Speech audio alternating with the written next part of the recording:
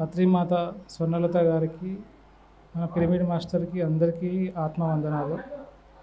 నేను 2020 నుంచి ధ్యానంలోకి వచ్చాను.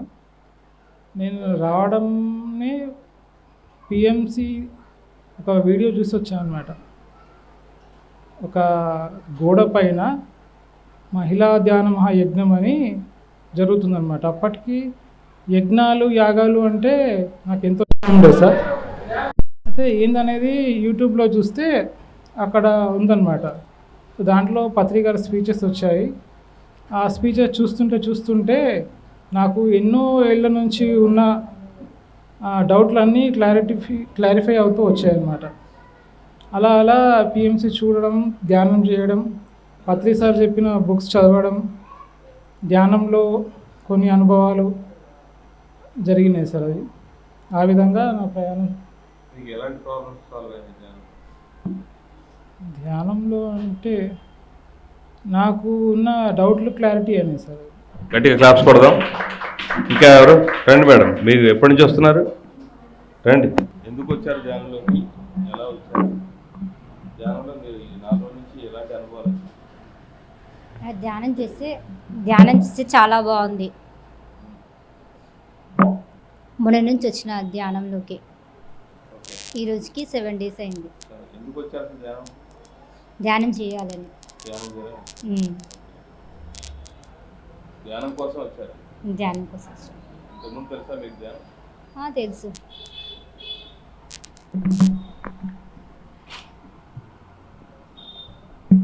Sharada madam, Savitri madam.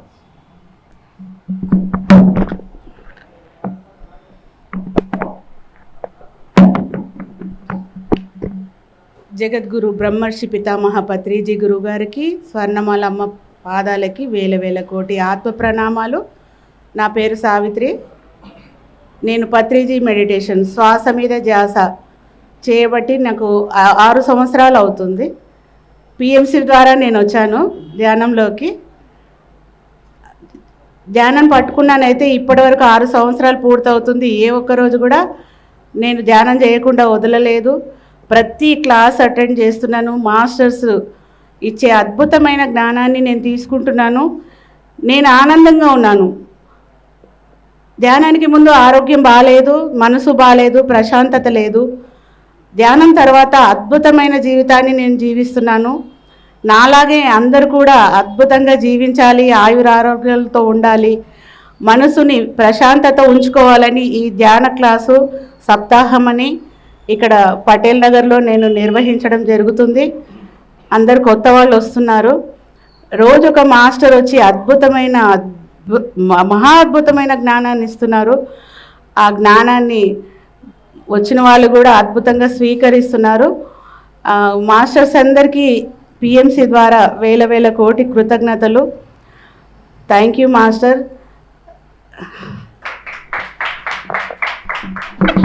ఇంకెవరన్నా చెప్పండి అమ్మా, మీ పేరు, మీరు ధ్యానంలోకి ఎప్పుడు? నేను 2023లో నా పేరు శారదబాయి. బ్రహ్మర్షి పితామహ పత్రిజీ నాయనకు కోటి నమస్కారాలు. స్వర్ణమాలమ్మకు కోటి నమస్కారాలు. అందరి గురులకు అందరికి కోటి నమస్కారాలు. నమస్కారాలు. నేను 2023లో ధ్యానంలోకి వచ్చినాను. 2023లో ధ్యానంలోకి వచ్చాను. అప్పుడు ఆరోగ్యం బాగలేకుండే. అయితే మా చెల్లెలు ఏం చేసింది, ఇక్కడ కైలాసపురిలో మంచిగా మెడిటేషన్ చేస్తే మంచి తగ్గుతుంది అని చెప్పింది. మా చెల్లెలు వెంబడి సావిత్రి మేడం వెంబడి వచ్చాను నేను కైలాసపురికి. అప్పటి నుంచి జర ఆరోగ్యం అక్కడ మెడిటేషన్ చేసుకుని నేను గురు పౌర్ణమి రోజు వచ్చినండి 2023లో. అయితే మళ్ళీ నెక్స్ట్ మంత్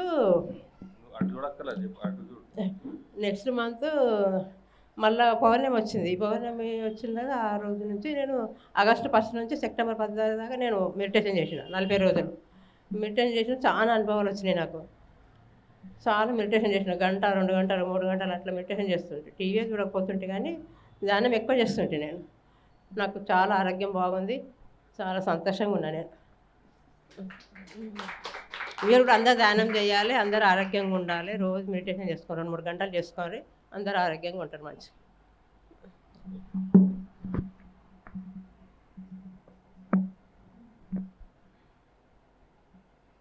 నమస్తే. బ్రహ్మర్షి పితామహ పత్రిజీకి నా యొక్క నమస్కారాలు. నేను ప్రశాంతంగా ఉంటానంటే ఈ సాధన చేయాలి. నేను ఈ సాధన చేస్తుంటే మనిషిలోని అన్ని రకాల అవయవాలు బాగా పనిచేస్తుంటాయి. మరి ప్రశాంతత కోరుకుంటున్నాను. ఈ ధ్యానంలో నాకు ఏంటంటే నచ్చింది ఏంటంటే మనిషి ప్రశాంతతతో ఉంటాడు, దేని మీద ఆలోచన ఉండదు. మరి ఎవరితోనూ కోపాలు తాపాలు ఉండకుండా మనం ప్రశాంతంగా ఉండొచ్చు. ఊరికే వాళ్ళతో కొట్లాడాలి వీళ్ళతో కొట్లాడాలి ఉండకుండా ప్రశాంతత ఉండడమే మన ఆరోగ్యం బాగుంటుందని కోరుకుంటున్నాను. ఇంకా రావాలి ఇంకా. ఓకే ఓకే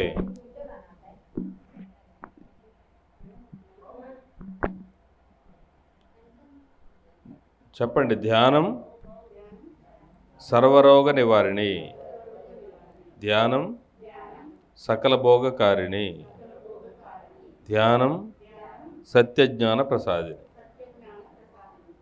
మనకి ఏం కావాలి? ఆరోగ్యం కావాలి. ఆరోగ్యం కావాలి.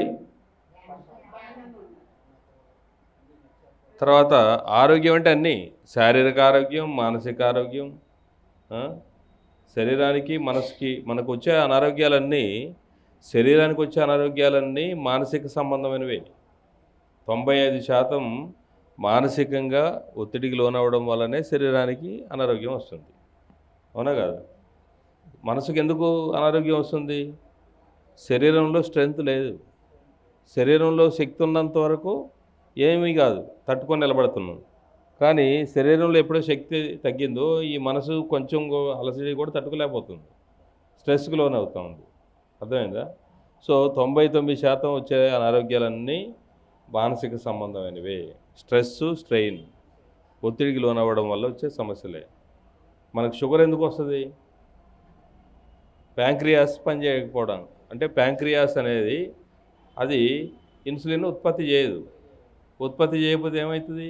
మనం తిన్న ఆహారంలో షుగర్ ఉంటుంది, గ్లూకోజ్ ఉంటుంది. ఆ గ్లూకోజ్ని ఆ ఇన్సులిన్ అనేది తినకపోతే ఏమవుతుంది?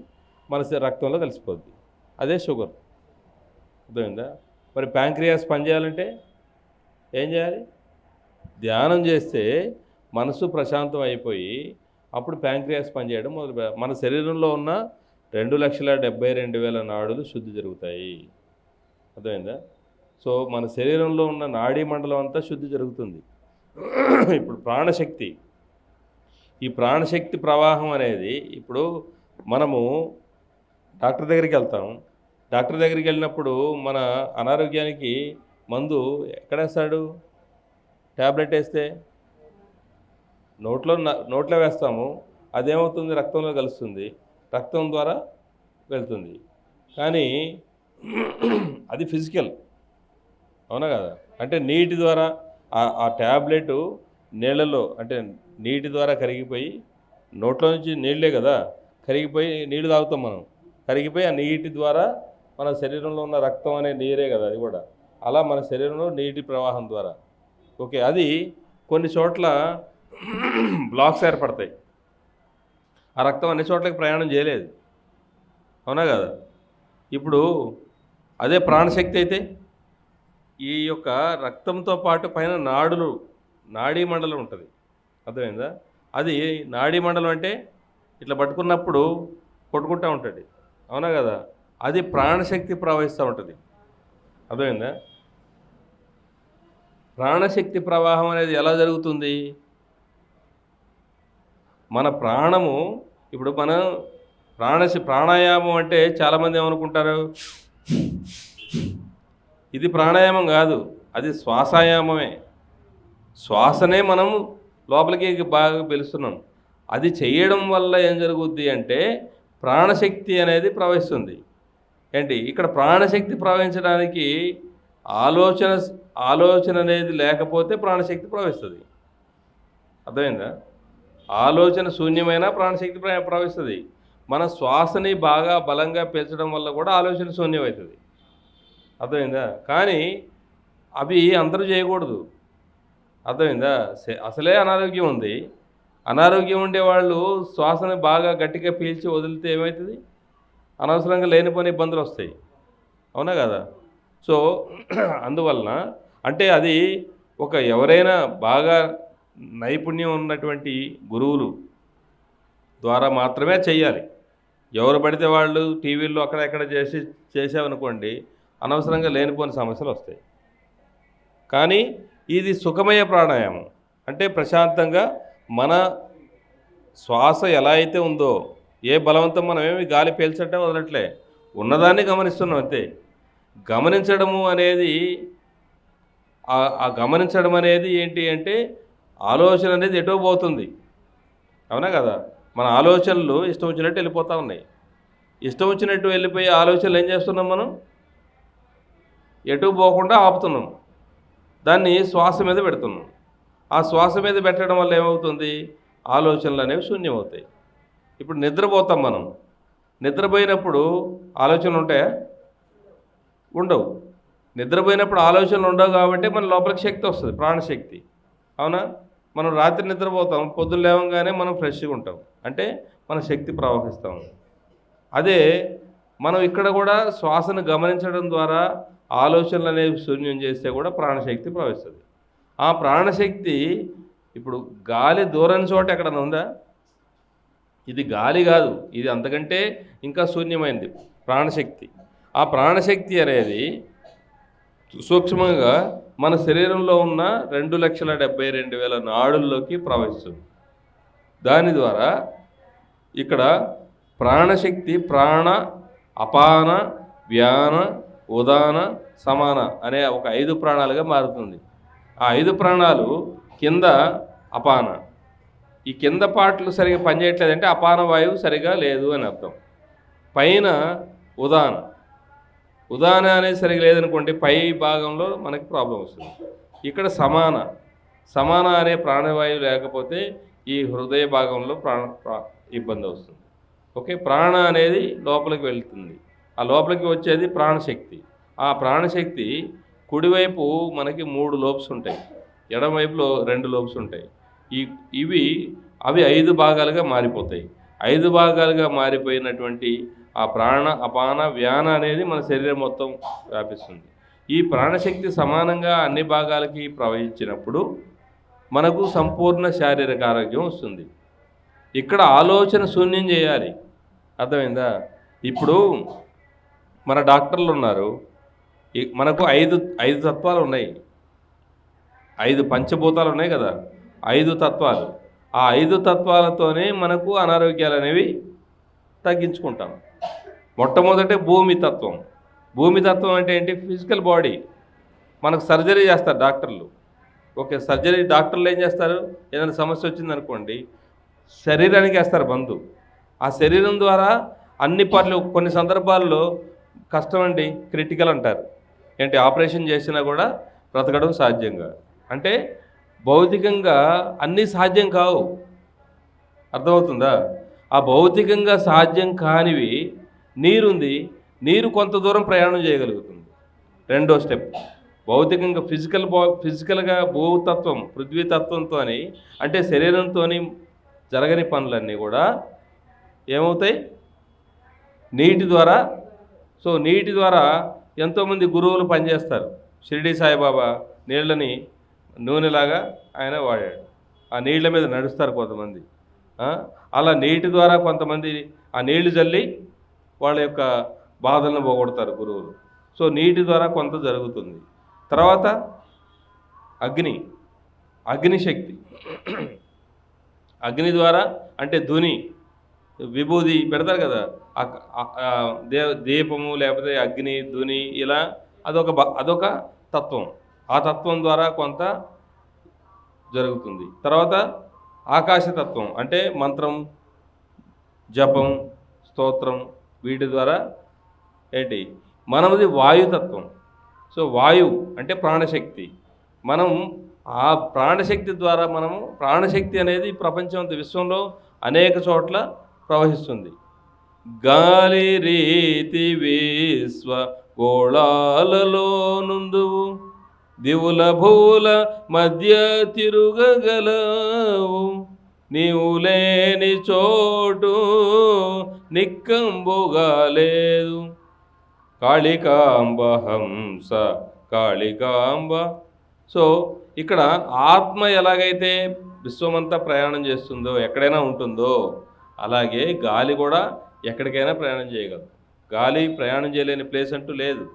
కాబట్టి మనము అందుకే ఎక్కడికి వెళ్ళినా సరే తగ్గలేదు, కానీ ధ్యానంలోకి వస్తే తగ్గిపోయింది అంటారు కదా. ఎందుకని? ఎక్కడ అన్ని మార్గాలు ఇంకా అయిపోయిన తర్వాత ఏంటి డాక్టర్ల దగ్గరికి పోయి ఇక అన్ని గుళ్ళు గోపురాలు మొత్తం అన్నీ అయిపోయిన తర్వాత ఇక ఏం లేదు, లాస్ట్ అండ్ ఫైనల్ చూద్దాం ఇది కూడా అని ఇక్కడికి వస్తే ఇక్కడ నయం అవుతుంది. ఏంటి మరి ఇంత గొప్పదాన్ని ముందే వస్తే ఇప్పుడు చివర అంటే దేనికి సాధ్యం కానిది ఇక్కడ జరిగింది అంటే ఏంటి? ఏది గొప్పది? మరి అది ముందే రావచ్చు కదా. అన్నీ అయిపోయిన తర్వాత ఏం సుఖం వచ్చి టైం అంతా వేస్ట్ కదా. కాబట్టి మనము ఏదైతే సత్యమో ఏదైతే అసలైందో దానికి అంత తొందరగా మనం రాలేము. ఎందుకంటే ప్రపంచం అంతా మాయ. ఏది సత్యమో దాన్ని మనము గుర్తించడం చాలా కష్టం. ఎందుకంటే మనం మాయలోనే ఉంటాం. మనసే మాయామృగం. మరి మనసుని ఏం చేయాలి? మనసుని మనసులో చంపాలి. అర్థమైందా? మనసులోని ముక్తి మరి ఒక చోటను వెదుకబోవు వాడు వెర్రివాడు గొర్రె సంకబెట్టి గొల్ల వెదకురీతి విశ్వదాభిరామ వినురవేమ. గొల్లవాడు గొర్రెపిల్లి సంకలో పెట్టుకుని ఊరంతా వెతుకుతూ ఉంటాడు గొర్రెపిల్ల ఎక్కడో పోయిందని. మనసులోనే ముక్తిని. ముక్తి అంటే ఏంటి? విముక్తి. ఈ బాధల నుంచి, ఈ రోగాల నుంచి, ఈ యొక్క ఇబ్బందుల నుంచి, దుఃఖాల నుంచి విముక్తి. ఈ విముక్తి అనేది పోయిన తర్వాత వచ్చేది కాదు ముక్తి. పైకి పోయిన తర్వాత వచ్చేది ముక్తి కాదు. ఈ భూమి మీద ఉన్నప్పుడే విముక్తి కావాలి మనకి. అవునా కదా? ఈ బాధల నుంచి, దుఃఖాల నుంచి విముక్తి, రోగాల నుంచి విముక్తి కావాలి. ఆ విముక్తి ఎప్పుడు వస్తుంది? మనసుని శూన్యం చేస్తే. అర్థమైందా? మనసులోనే ఉంచుకొని ఎక్కడెక్కడో వెతుకుతున్నాం మన ప్రపంచం అంతా. కాబట్టి మనసులోని ముక్తి మరి ఒక చోట వెతికితే రాదు. అర్థమవుతుందా? సో మనం ఏం చేయాలి? మనం శ్వాస మీద ధ్యాస పెట్టాలి. మనసుని శూన్యం చేయాలి. అర్థమైందా? మనసుని శూన్యం చేస్తే అనంతమైన శక్తి ప్రవాహం మన లోపలికి జరుగుతుంది. ఎప్పుడైతే శక్తి ప్రవాహం జరుగుతుందో ఏంటి అప్పుడు ఏం జరుగుతుంది? మనకు సంపూర్ణ శారీరక ఆరోగ్యం వస్తుంది. సంపూర్ణ శారీరక ఆరోగ్యం వచ్చిన తర్వాత ఏం చేస్తాం? మనం మన దైనందిన జీవితంలో మన పనులు చెయ్యాలి. అర్థమైందా? పొద్దుగోకులు ధ్యానం చేసుకుంటూ కూర్చోవడం కాదు. అర్థమైందా? ధ్యానం బాగుంటుంది, కానీ అది ధ్యానమే కాదు కదా. మన జీవితంలో మనకు నియమించబడినటువంటి కర్మలు ఉంటాయా లేవా? ఉద్యోగం, వ్యాపారం. సో మన శరీరం ఆరోగ్యంగా ఉంది, మనసు ప్రశాంతంగా ఉంది. అప్పుడు ఏం చేస్తాం? మన పనులు బాగా చేస్తాం. అవునా కదా? మన కుటుంబంలో ఇప్పుడు శరీరం ఆరోగ్యంగా లేదు, నీరసంగా ఉంది, లేదా అనారోగ్యం ఉంది, తలనొప్పి ఉంది, ఇబ్బంది ఉంది, మనసు ప్రశాంతంగా లేదు. అప్పుడు ఇంట్లో వాళ్ళతోని విసుగించుకుంటాం. అవునా కదా? మన వ్యాపారంలో విసుక్కుంటాం, ఉద్యోగంలో విసుక్కుంటాం. అప్పుడు మన చుట్టూ ఉన్న వాళ్ళందరూ మనకే శత్రువులు అవుతారు. అవునా కదా? ఒకవైపు అనారోగ్యం, ఇంకోవైపు బయట సంబంధాలు సరిగా ఉండవు. అప్పుడు మన ఉద్యోగం, వ్యాపారం ఏమవుద్ది? మన కుటుంబం ఏమవుతుంది? సంబంధాలన్నీ దెబ్బతింటాయి. అదే ఇవన్నీ బాగుంటే కుటుంబంలో అందరితో బాగుంటాం, ప్రేమగా సఖ్యతతో ఉంటాం. మన వ్యాపారంలో, ఉద్యోగంలో మన యొక్క జీవితం అద్భుతంగా ఉంటుంది. మనం సక్రమంగా పనిచేస్తాము. అప్పుడేమవుతుంది? మనము ఉద్యోగంలో ప్రమోషన్ వస్తుంది, వ్యాపారంలో సంబంధ బాంధవ్యాలు పెరిగినప్పుడు కస్టమర్లు పెరుగుతారు, మంచిగా మాట్లాడుతూ వచ్చిన వాళ్ళందరితో. అప్పుడు మన వ్యాపారం పెరుగుతుంది, ఆదాయం పెరుగుతుంది. కాబట్టి ధ్యానం సకల భోగకారిణి. ధ్యానం సత్యజ్ఞాన ప్రసాదిని. మనం ధ్యానం చేస్తాం. ధ్యానం చేసినప్పుడు మన లోపలికి మనం వెళ్ళినప్పుడు ఇక్కడ చూడండి, ఇప్పుడు నేను మీతో మాట్లాడుతున్నా, మీరు వింటున్నారు నేను మాట్లాడిన మాటలు. మీరు వింటున్నప్పుడు జాగృత అవస్థ అంటారు దీన్ని. నేను మాట్లాడుతున్నప్పుడు మీరు వింటున్నారు, అది జాగృత అవస్థ. ఇప్పుడు మీకు కళ్ళు వస్తాయి, నిద్రపోతారుగా అందరూ, నిద్రపోతారా లేదా? ఓకే, నిద్రపోయినప్పుడు కళ్ళు వస్తాయి. కళ్ళు రాని వాళ్ళు ఎవరైనా ఉన్నారా? కళ్ళు వస్తాయి. దాన్ని స్వప్నావస్థ అంటారు. అర్థమైందా? ఈ ఎరుకలో మనము ఇప్పుడు ఎరుకతో ఉంటాము, తర్వాత అప్పుడు పడుకొని ఉంటాం. నిద్రపోయినప్పుడు కళ్ళు వస్తాయి మనకి. ఆ కళ్ళు వచ్చినప్పుడు అదే నిజం అనుకుంటాం. ఒక రాజుగా కల వస్తుంది, ఒక భిక్షగాడిగా కల వస్తుంది, బికారిగా కల వస్తుంది, అవునా కదా? ఇంకా కోటేశ్వరుడిగా కల వస్తుంది, అడుక్కునేవాడిగా కల వస్తుంది, రకరకాల కళ్ళు వస్తాయి, అవునా కదా? సో అవి అక్కడ ఆ కళ్ళలో మనం ఏమనుకుంటాం? అదే నిజం అనుకుంటాం. ఎవరైనా మంచి రాజుగారు అన్ని అంతఃపురంలో ఉన్నాడు, చక్కగా పరిపాలిస్తున్నాడు, ఎవరు వచ్చి లేపారనుకోండి, అప్పుడు ఏమంటాం మనం? సరే, ఎందుకు డిస్టర్బ్ చేసావు నువ్వు అనవసరంగా, మంచి కళ మిస్ అయిపోయింది. అది కళే, అవునా కదా?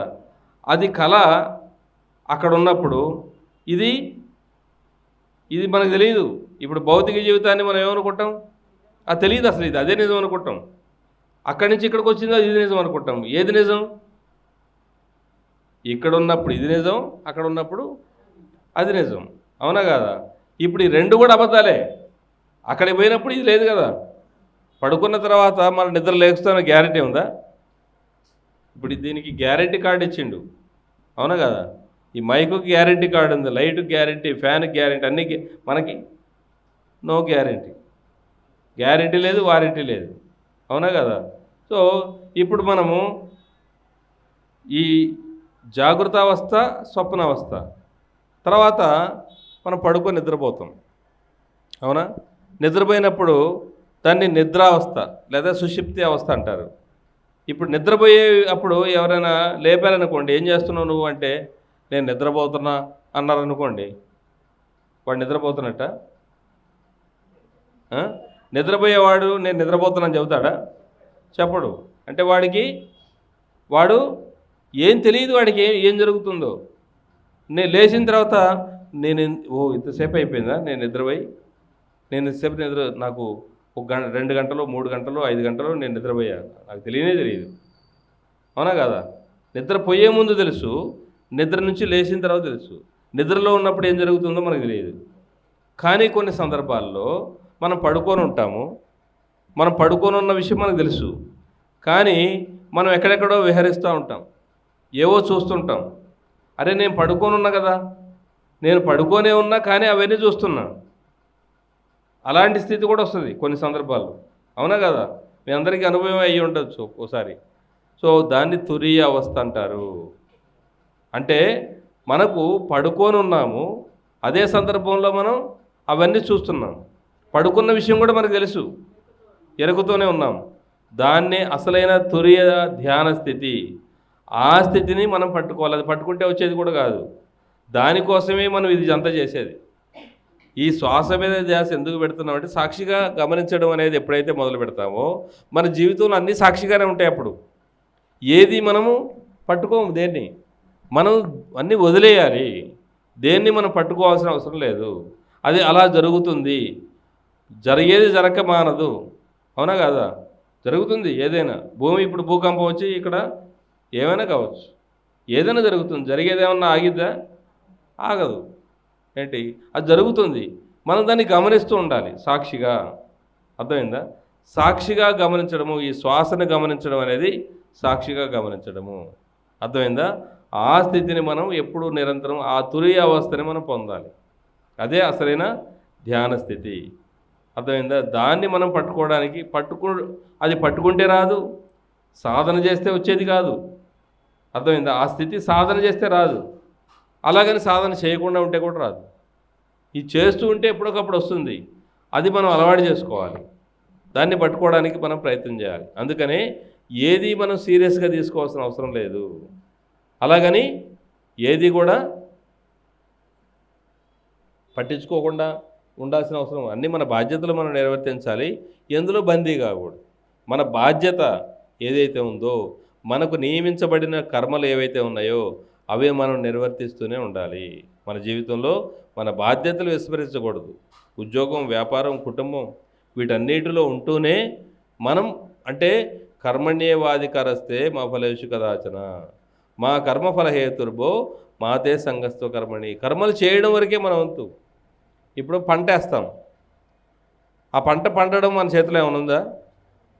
భూమిలో విత్తనం వేయాలి, సాగు చేయాలి. అర్థమైందా? సాగు చేయడం అంటే మొత్తం చెత్త చెదారం అంతా శుభ్రంగా దున్నేసి దాంట్లో విత్తనాలు నాటాలి. విత్తనాలు నాటిన తర్వాత రోజు భజన చేయాలి. అక్కడ కూర్చొని మనం ఏం చేస్తాం? ఆ భూమిలో వేసిన తర్వాత ఏమి రావాలో అదే వస్తుంది. అలాగే మనకేం కావాలి? మనకు ఆరోగ్యం కావాలనుకోండి. నాకు ఆరోగ్యం కావాలంతే. అది వస్తుందో రాదో, వస్తుందంట, ఏమో రాలేదంట కొంతమందికి, అది ఏమైద్దో ఏంటో, ఇంకా గాబరాక్కర్లేదు. మనం ఒక విత్తనం వేసాం, నాకు ఆరోగ్యం కావాలి అంతే. మనం ఏం చేయాలి? కళ్ళు మూసుకొని శ్వాస మీద ధ్యాస పెట్టాలి అంతే. అంటే ఆలోచన లేకుండా ఉండాలి. అర్థమైందా? ఆలోచన లేకుండా ఉంటే చాలు. ఇప్పుడు విత్తనం వేసాము, ఆ చుట్టూ కలుపు మొక్కలు వస్తాయి. ఏం చేయాలి? మనం కలుపు మొక్కలు తీసేయాలి. అంటే ఇక్కడ మనము వికల్పరహిత సంకల్పం, వికల్పాలు ఉండకూడదు. అది అవుద్దో కాదో మనకి ఏదో ఒక మంచి సంకల్పం ఉంది, ఈ పని జరగాలి, ఈ పని జరగాలి అని మనం ఎప్పుడైతే సంకల్పం చేస్తామో అది జరుగుతుంది. అర్థమైందా? మనం విత్తనం వేస్తాం, అది జరుగుతుందా లేదా మనకు సంబంధం లేదు. అది భగవంతుడికి వదిలేయాలి. మన పని మనం చేయాలి అక్కడ. అందుకే వ్యవసాయాత్మిక బుద్ధి. అర్థమైందా? వ్యవసాయం చేయాలి బుద్ధిని. బుద్ధి అంటే అనేక రకాలైన ఆలోచనలతో ఉండే ఈ మనస్సు, దాన్ని ఏం చేయాలి? ఒక విత్తనం వేసి ఆ విత్తనం మనకి ఏదైతే కావాలో, ఆరోగ్యం కావాలి. అర్థమైందా? ఈ జ్ఞానం అంటే ఏంటి? సత్యజ్ఞాన ప్రసాదిని. ఈ జ్ఞానము తురియ అవస్థలో ఉన్నప్పుడు మనం ఎందుకు వచ్చాము భూమి మీదకి, ఆ భూమి మీదకి ఎందుకు వచ్చాము అనే దానికి కావాల్సినటువంటి జ్ఞానం మనకు అది అందిస్తుంది. ఎరుకలో మనం ఎప్పుడైతే ధ్యానం చేస్తామో, ధ్యానం చేస్తూ ఉన్నప్పుడు ఏమవుతుందంటే రాత్రిపూట సమయం కూడా, ఇప్పుడు మనం పడుకొని నిద్రపోయినప్పుడు అయితే మనం గాఢ నిద్రలో వెళ్ళిపోతాం, లేదంటే స్వప్నావస్థలో ఉంటాం, లేదంటే మెలకుతూ ఉంటాం. కానీ తురియ అవస్థలో మనము జరిగే విషయాలను కూడా మనం చూస్తూ ఉంటాం. అర్థమైందా? జరగబోయే విషయాలన్నిటికీ కూడా మనం గమనిస్తూ చూస్తుంటాం రాత్రిపూట. ఆ రాత్రి సమయాన్ని మనం చక్కగా ఉపయోగించుకోవచ్చు. ఎవరైతే ఆధ్యాత్మిక మార్గంలో ఉన్నారో, ధ్యాన మార్గంలో ఉన్నారో, వాళ్ళు రాత్రి సమయాన్ని, చదువుకునే పిల్లలు అనుకోండి, ఫర్ ఎగ్జాంపుల్ వాళ్ళకి పాఠాలు అర్థం కాలేదు. అర్థమైందా?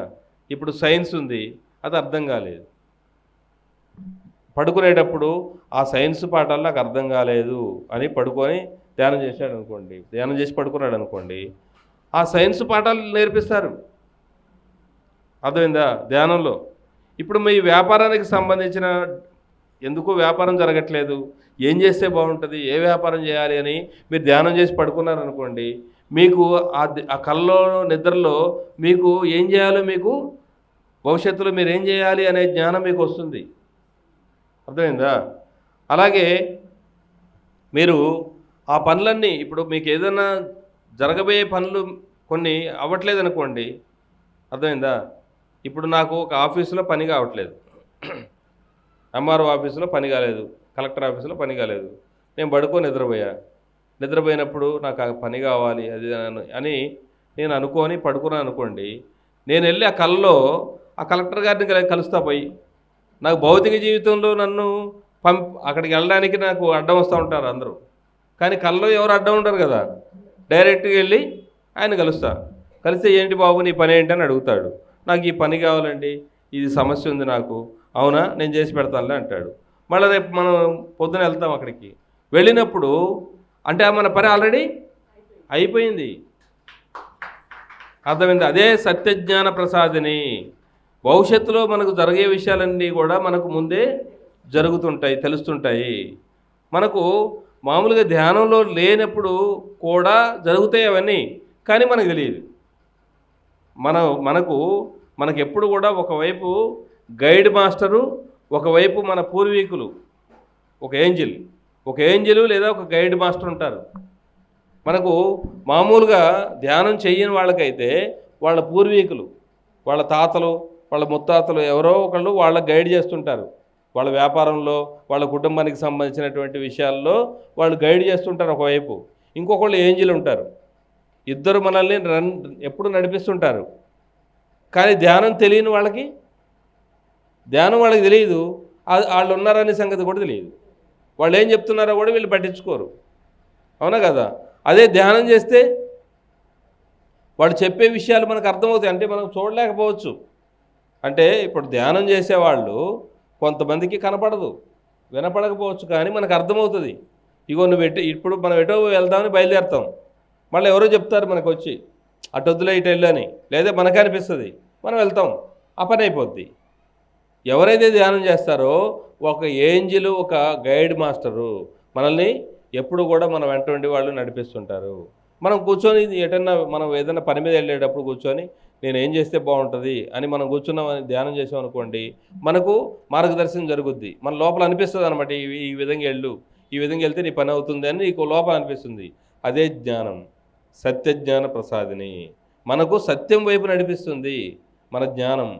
అర్థమైందా? కాబట్టి ప్రతి సమస్యకి, సర్వ సమస్యలకి పరిష్కారిణి. అర్థమైందా? ఏ సమస్య మనకు వచ్చినా సరే ధ్యానం సర్వ సమస్యలకు పరిష్కారిణి. ధ్యానం ఒక అక్షయ పాత్ర, ధ్యానం ఒక కామధేనువు, ధ్యానం ఒక కల్పవృక్షం. అర్థమైందా? ధ్యానం అనేది ఇంకా అది ఏది కావాలంటే అది వస్తుంది ఈ భూమి మీద. ధ్యానము అంటే గుర్తుపెట్టుకోండి, శివుడు ఏం చేస్తుంటాడు? ధ్యానం చేస్తుంటాడు. ధ్యానము అంటే శివుడు. అర్థమైందా? శివుడే ధ్యానం, ఇంకా వేరే పేరు లేదు. ధ్యానం అంటే శివుడే. శివుడు అంటే ఇప్పుడు శివుడిని మనం సినిమాల్లో చూస్తుంటాం. నేను చెయ్యి నెత్తి మీద పెడితే వాడు భస్మం కావాలి అని అడుగుతాడు, తదాస్తు అంటాడు. ఎందుకు ఏంటి అని అడగడు. శివుడు నువ్వేమడిగినా ఇస్తాడు. చివరికి ఆయన నెత్తి మీద చేయి పెడతా అంటే కూడా, ఎందుకంటే నువ్వు ఏమడిగితే అది ఇస్తాడు శివుడు. కాబట్టి నువ్వు అడిగిందే ఇస్తాడు, కానీ దానివల్ల నీకే నష్టం జరగవచ్చు. అర్థమైందా? కాబట్టి జాగ్రత్తగా అడగాలి. ఏది పడితే అది అడగకూడదు. అర్థమైందా? మనం అడిగేది, చిన్నపిల్లోడు కత్తి అడిగాడు అనుకోండి, ఇస్తామా? ఆ కత్తి వల్ల వాడికి నష్టం జరుగుతుంది. అవునా కదా? నిప్పు అడిగాడు అనుకోండి, ఇస్తామా? ఇయ్యం. అలాగే మనకి ఏదైనా ఒకవేళ అడిగింది రాలేదంటే అది మనకి ఇబ్బంది ఉంది. మాస్టర్లు మనల్ని కాపాడుతుంటారు ఆ విషయంలో. అర్థమైందా?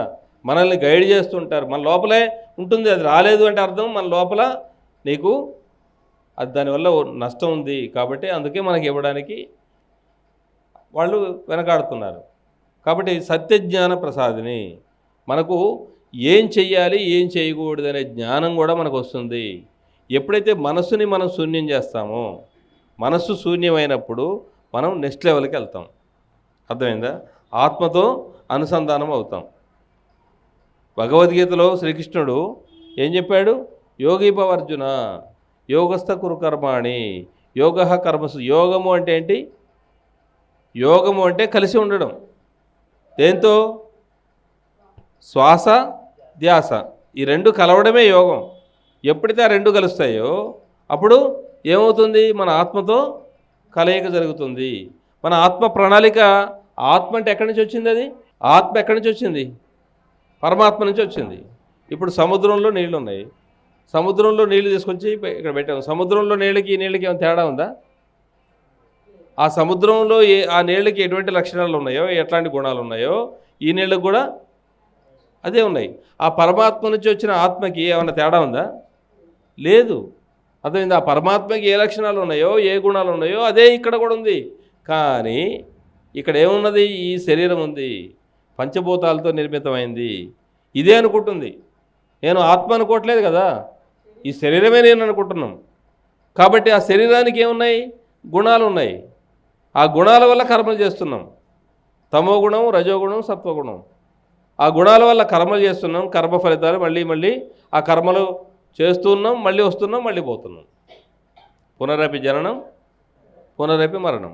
ఆ కర్మచక్రంలోనే ఇరుక్కొని పోతూ ఉన్నాం. కాబట్టి ఏం చేయాలి మనం?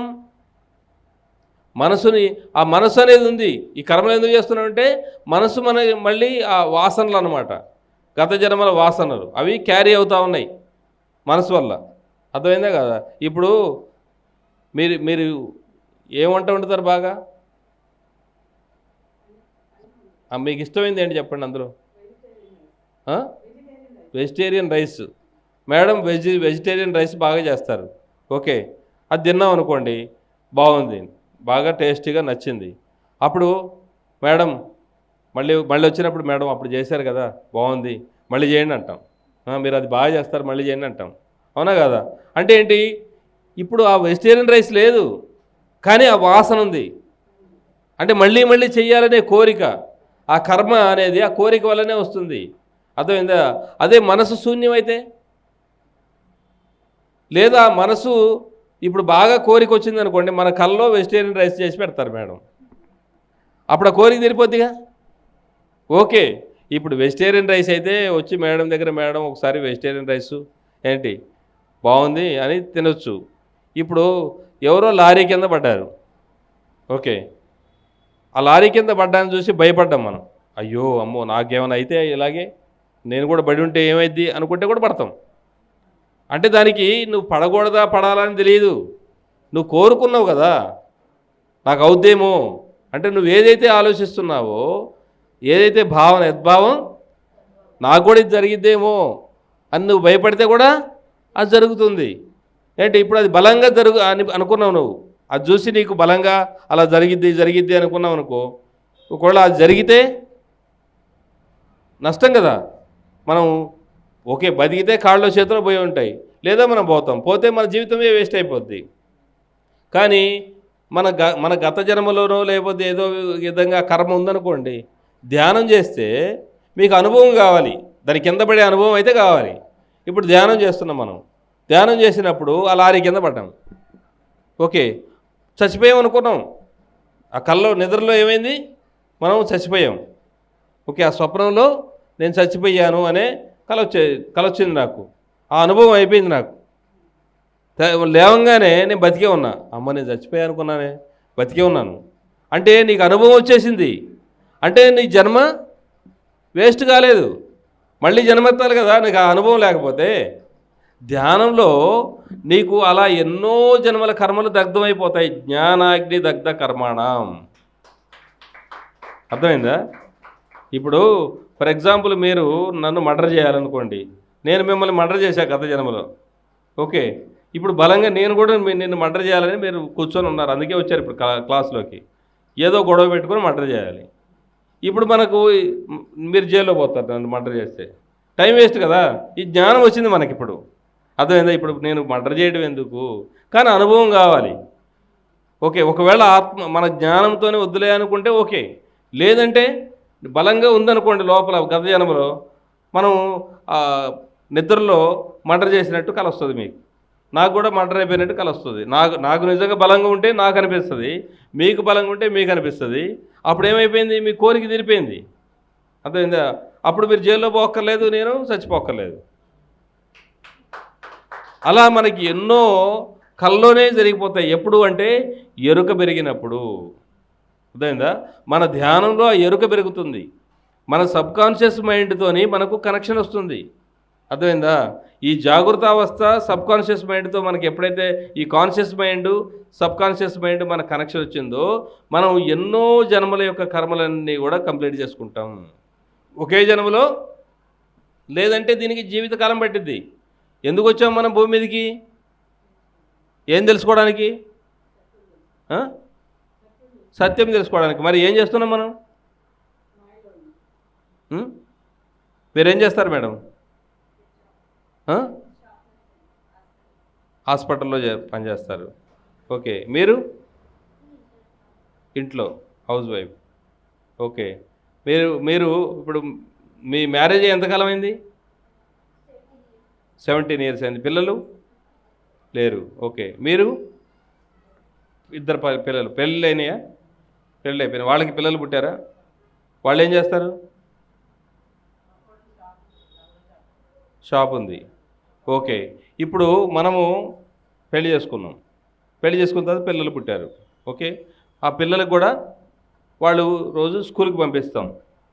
పంపించిన తర్వాత వాడు రోజు స్కూల్కి వెళ్ళలేరు అనుకోండి, వెళ్ళకపోతే ఏమంటాం మనం? బలవంతంగానే పంపిస్తాం. నేను వెళ్ళను మమ్మీ, నేను స్కూల్కి వెళ్ళను అంటాడు. అప్పుడు ఏం చేస్తారు? వెళ్ళకపోతే ఎట్రా కొడతాము, లేకపోతే వాడికి కొంచెం బుద్ధి వచ్చిన తర్వాత వెళ్ళకపోతే ఎట్లా? ఏం మమ్మీ మీరు ఉన్నారు కదా, రోజు పెడుతున్నారు, తింటున్నారు హ్యాపీగా, ఏముంది ఇంకెందుకు నాకెందుకు? అప్పుడేం చెప్తారు? అవసరం. ఎందుకు అవసరం? జ్ఞానమా? ఇంకా జ్ఞానం కోసం పంపించట్లేదు ఎవరు, ఉద్యోగం కోసం పంపిస్తారు. అంతే కదా. ప్రపంచంలో ఏం జరుగుతుందో అది మాట్లాడదాం మనం. ఓకే. ఎందుకంటే సర్టిఫికెట్లు ఒకవేళ జ్ఞానం కోసం అయితే కాపీలు కొట్టించైనా ఎందుకు పాస్ చేపిస్తారు? అవునా కదా. ర్యాంకులు ఎందుకు? జ్ఞానమా ర్యాంకులు కావాలా? కాపీలు కొట్టైనా ర్యాంకులు కావాలి. అంతే కదా. ఓకే. ఇప్పుడు మనకి ర్యాంకుల కోసం పంపిస్తున్నాం. ఎందుకు అంటే పేరు కావాలి మనకు, మా వాడికి ఫస్ట్ ర్యాంక్ వచ్చిందని చెప్పుకోవాలా. ఆ తర్వాత ఉద్యోగం కూడా డబ్బులు ఇచ్చే కొనుక్కుంటాం. ఎందుకు మాకు ఉద్యోగం? ఎందుకు ఉద్యోగం కావాలి? ఉద్యోగం ఎందుకు కావాలి? వాడికి పెళ్లి చేయాలి కదా. పెళ్లి చేయాలంటే ఉద్యోగం కావాలి కదా, లేకపోతే ఎవరిస్తారు? అంతే కదా. వాడికి పెళ్ళి అయిపోయింది. పెళ్ళి అయిపోయినాక పిల్లలు, మళ్ళీ వాడికి సేమ్ రొటీన్. అవునా కదా. ఇప్పుడు మనకి పెళ్ళి అయింది, వాడికి పెళ్ళి, మళ్ళీ వాడి పిల్లోడు కూడా నెక్స్ట్ వాడికి కూడా పెళ్లి చేయాలి కదా. ఇప్పుడు రేపు మాపు చనిపోయే ముసలమ్మని నీ కోరిక ఏంటమ్మా అంటే ఏం చెప్తుంది? ఆ మనవడి పెళ్లి చూసి పోతా అంట. అంటే ఎందుకు వచ్చాం మనం భూమి మీదకి? పెళ్లి చేసుకోవడానికి, పెళ్లి చేయడానికి, పెళ్లి చూడడానికి. అంటే మన జీవితం దేని చుట్టూ తిరుగుతుంది? పెళ్లి చుట్టూ తిరుగుతుంది. పెళ్లి కోసం వచ్చామా? దేనికి వచ్చాం మనం? ఎన్నో జన్మల్లో ఎన్నో కర్మలు చేశాం. అర్థమైందా? ఆ కర్మలన్నీ జీరో చేసుకొని వెళ్ళాలి. అవునా కదా. అది శూన్యమైపోతే తప్ప, ఆ కర్మలు మొత్తం కంప్లీట్ క్లియర్ అయిపోతే తప్ప మళ్ళీ మనం భూమి మీదకి రావాల్సిన అవసరం లేదు. వద్దురా బాబు ఈ జీవితం అనుకుంటాం, మళ్ళీ అదే కావాలని కోరుకుంటాం. అవునా కదా. వద్దనుకుంటాం, కానీ ఇక్కడ ఇల్లుంది, అక్కడ కూడా ఇల్లు ఉంటే బాగుండు అనుకుంటాం. అవునా కదా. ఒక ఇల్లు తర్వాత ఇంకొక ఇల్లు, ఒకదాని తర్వాత ఇంకోటి ఇంకోటి ఇంకోటి కావాలని ఒక్కెళ్ళి కోరుకుంటూనే ఉంటాం, మళ్ళీ వద్దురా బాబు అనుకుంటాం. అంటే ఈ రెండింటి మధ్యలో ఘర్షణ ఉంది. అందుకే మళ్ళీ మళ్ళీ భూమి మీదకి వస్తూ ఉన్నాం. పునరపి జననం పునరపి మరణం. ఏంటి ఇది తిరుగుతూనే ఉంది కాలచక్రం, కర్మచక్రం. ఇది పుల్ స్టాప్ పెట్టాలంటే ఏం చేయాలా? సరి అయినటువంటి జ్ఞానం కావాలి. అర్థమైందా? అదే ఆత్మజ్ఞానం. ఆత్మజ్ఞానం అంటే ఈ భూమి, నేను ఆత్మను, ఈ భూమి మీదకి వచ్చా, ఎందుకు వచ్చా, నా పని ఏంటి, నేను ఏం చేయాలి, ఇక్కడ ఏది కంప్లీట్ చేసి నేను వెళ్ళిపోవాలి, మళ్ళీ ఈ భూమి మీదకి రాకుండా ఉండాలంటే నేను ఏం చేయాలి, అది తెలుసుకోవాలా వద్దా? Pyramid spiritual societies moment. బ్రహ్మర్షి పితామహ పత్రిజీ ఈ భూమి మీదకి ఎందుకు వచ్చారు అంటే ఆయన ఏం తెలుసుకున్నారు? ఈ భూమి మీద మళ్ళీ మళ్ళీ మనం రావాల్సిన అవసరం లేకుండా ఉండాలంటే ఏం చేయాలి? మనము దేవుళ్ళం అని తెలుసుకోవాలి. మనం ఎవరు? అందుకే పత్రికారు ఏమంటారంటే ఎప్పుడు, my dear masters, my dear God's, my dear friends. First my dear friends, my dear masters, my dear God's. 3 విషయాలు తెలుసుకోవాలి మనం. మనం ఎవరు? ఫ్రెండ్స్. ఎవరికి ఫ్రెండ్సు? పక్కింటి వాళ్ళకా, ఎదురింటి వాళ్ళకా, మనకా?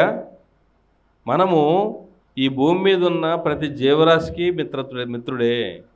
అర్థమైందా? 84 లక్షల జీవరాశులకి మనం మిత్రులము. అది తెలుసుకోవాలి మొట్టమొదట. రెండవది మై డియర్ మాస్టర్స్. మనమంతా ఎవరు? ఎవరికి మాస్టరు? ఎవరికి మాస్టర్? మనం ఎవరికో మాస్టర్ కాదు, మన మీద మనకే మాస్టరీ కావాలి. ఏంటి మనం అంటే? నా ఆలోచన, నా ఆలోచన మీద నాకు కంట్రోల్ ఉండాలి. ఇప్పుడు నా మనసు ఉంది, ఆ మనసు నేను చెప్పినట్టు వింటుందా, మనసు చెప్పినట్టు నేను వింటున్నానా? మనమంతా మనసు చెప్పినట్టు వింటున్నావా, మనం చెప్పినట్టు మనసు ఎట్టుందా? మనసు చెప్పినట్టే వింటున్నాం, అవునా కదా? ఇప్పుడు వినాయకుడు ఉన్నాడు, వినాయకుడి వాహనం ఎవరు? ఎలుక. ఎలుక మీద ప్రయాణం చేయగలరా? ఎవరైనా అడిగారనుకోండి, మీది అంతే, కనీసం కూడా తలకాయ ఉండదు మీకు, వినాయకుడు ఏమన్నా ఎలుక మీద ప్రయాణం చేస్తాడా అంటే మన దగ్గర ఆన్సర్ లేదు, అవునా కదా? ఎలుక మీద ప్రయాణం చేయడం ఏంటి అంటే, ఎలుక అనేది మనస్సు. ఆ ఎలుక ఎలా పరిగెత్తుద్ది? ఎంత ఫాస్ట్గా పరిగెత్తుద్ది? ఎందుకు పరిగెత్తుద్ది? చిన్నగా ఉందని పరిగెత్తదు. ఎందుకు పరిగెత్తిద్ది? దానికంటే క్షేమం ఇంకా చిన్నగా ఉంటుంది, అది పరిగెత్తిద్దా? ఎందుకు పరిగెత్తుతుంది అది? అది ఎందుకు పరిగెత్తుతుందో దానికే తెలియదు. మన మనసులాగే మన మనసు కూడా పరిగెత్తుతుంది, ఎందుకు పరిగెత్తుతుందో తెలియదు, అవునా కదా? ఆ మనసుకి వాహనం ఎవరు? వినాయకుడికి వాహనం అది ఎలుక. అంటే వినాయకుడు అంటే ఎవరు? బుద్ధి సిద్ధి రెండు ఉన్నాయి, అర్థమైందా? సిద్ధి బుద్ధి రెండు ఉన్నాయి. సిద్ధి అంటే ఎవరైతే స్థిరంగా కూర్చోగలరో, 3 గంటలు కూర్చున్నాం మనం స్థిరంగా, ఓకే, ఆ స్థిరంగా కూర్చునేవాడికి బుద్ధి వస్తుంది, అర్థమైందా? సిద్ధి వస్తే బుద్ధి వస్తుంది. కూర్చోవడం వచ్చిందనుకో, అప్పుడు వాడికి బుద్ధి వస్తుంది. శ్వాస మీద ధ్యాస పెడితే ఆత్మతో అనుసంధానమై ఆత్మకి బుద్ధి ఉంది. ఆ పరమాత్మ దగ్గర ఏ బుద్ధి ఉందో, ఏ జ్ఞానం ఉందో, ఈ ఆత్మ దగ్గర కూడా ఎప్పుడు మనసు శూన్యమైనప్పుడు, అర్థమైందా? అప్పుడు నీ యొక్క మనసు ఏమైంది? అక్కడ కూర్చుంది ఎలకలాగా. ఎలక వాహనం అయిపోయింది. అప్పుడు నువ్వేం చెబితే అది వింటుంది. ఆ ఎలుక, ఆ మనసు ఏం చెప్తే సో ఈ పని చేయంటే ఆ పని చేయి. మనసు చాలా శక్తివంతమైంది, అర్థమైందా? అప్పుడు మనసుతోనే పని చేయాలి. ఇప్పుడు మన కలెక్టర్ గారితో పని ఉంది, నాకు ఆ కలెక్టర్ గారితో పని కావాలి. లేదా చదువుకునే పిల్లవాడికి నాకు మ్యాథ్స్ డౌట్స్ ఉన్నాయి, ఆ మ్యాథ్స్ నాకు క్లియర్ అవ్వాలి. అప్పుడు ఆ మ్యాథ్స్ టీచర్ దగ్గరికి వెళ్తాడు కల్లో. ఆ మనసు అక్కడికి తీసుకెళ్ళిద్ది. ఆ మనసు అనేది ప్రపంచంలో ఎక్కడికంటే అక్కడికి పరిగెత్తగలదు క్షణాల్లో, అవునా కదా? ఇక్కడ అంతరిక్షం కూడా వెళ్ళగలదు 2 నిమిషంలో, సెకండ్లో. అమెరికా వెళ్ళగలదు, ఆస్ట్రేలియా, కెనడా, ఎక్కడంటే అక్కడికి. మీ ప్రపంచంలో ఎక్కడికైనా మనసు సెకండ్లో వెళ్ళగలుగుతుంది. ఎరుకతో ఉండాలి. నువ్వు ఎక్కడికి కావాలంటే అక్కడికి వెళ్ళి, ఇప్పుడు టెలిపతి అంటారు కదా, మీరు ఎవరి గురించో ఆలోచిస్తూ ఉంటారు, వాళ్ళే ఫోన్ చేస్తారు. జరిగిందా ఎప్పుడన్నా? ఇప్పుడు నీ గురించి ఆలోచిస్తున్నా, ఇగో నువ్వే వచ్చావు, నీ గురించి ఆలోచిస్తున్నా, నువ్వే ఫోన్ చేసావు అంటాం కదా. అంటే నీ మనసు ఏమైంది? అక్కడికి వెళ్ళింది వాళ్ళ దగ్గరికి. అంటే నీ మనసు అంత శక్తివంతమైంది. నీ మనసు ఎప్పుడైతే శూన్యం అవుతుందో, ఆలోచన లేకుండా ఉంటుందో, ఆ మనసుతో నువ్వు ఏ పని చేయాలంటే ఆ పని చేయొచ్చు, అర్థమైందా? ఏది కావాలంటే చేయొచ్చు, అంత శక్తి ఉంది మనసుకి. ఎప్పుడు? నీ మనసు నీ కంట్రోల్లో ఉండాలి. నీ మనసు నీ కంట్రోల్లో ఉన్నప్పుడు నీ మాట నీ కంట్రోల్లో ఉంటుంది. అప్పుడు నేనేం మాట్లాడానో నాకే తెలియదు, ఏదో మాట్లాడేసా, ఏమనుకో మాకు అంటాం. అంటే నీ మనసు నీ కంట్రోల్లో లేకపోతే నీ మాట కూడా నీ కంట్రోల్లో ఉండదు. నీ మనసు నీ కంట్రోల్లో ఉంటే నీ మాట నీ కంట్రోల్లో ఉంటుంది, అర్థమైందా? వాక్శక్తి. అప్పుడు నీ మాట మంత్రం అవుతుంది. నీ మనసు ఎప్పుడైతే శూన్యం అవుతుందో నీ మాట ఏం మాట్లాడితే అది అవుతుంది, అర్థమైందా? సో అప్పుడు మాటే మంత్రం, అర్థమైందా? మాట మంత్రం ఎప్పుడు అవుతుంది? మనసు శూన్యమైనప్పుడు. అప్పుడు నువ్వు ఏ పని చేసినా కూడా నువ్వు సక్సెస్ అవుతావు, అర్థమైందా? నీ చేష్ట సరిగ్గా చేస్తావు, అప్పుడు నీ చేష్టలన్నీ పర్ఫెక్ట్గా ఉంటాయి. అందుకే యోగ కర్మసు కౌశలం. యోగము అంటే ఎప్పుడైతే నీ యొక్క మనసుని శూన్యం చేస్తావో, నీ మనసు నీ యొక్క శ్వాస రెండు ఒకటవుతాయో, యోగంలో ఉంటావో, నీ ఆత్మతో నువ్వు అనుసంధానం అవుతావో, అప్పుడు నీ యొక్క చేష్టలన్నీ నీ కంట్రోల్లో ఉంటాయి.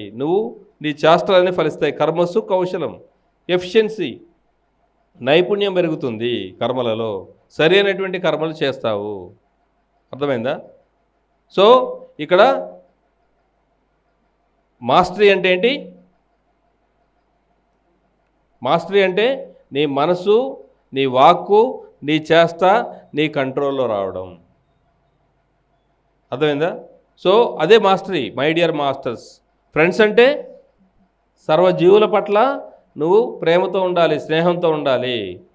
మై డియర్ గాడ్స్, మనమంతా ఎవరు? గాడ్స్. మనం దేవుళ్ళం. ఇప్పుడు మనకి ఏదైనా కష్టం వచ్చింది, ఎవరు అడుగుతాం? భౌతిక జీవితంలో ఎవరు ఏం చేయలేనప్పుడు దేవుడా నువ్వే దిక్కు అంటాం. మరి దేవుడు ఎవరు?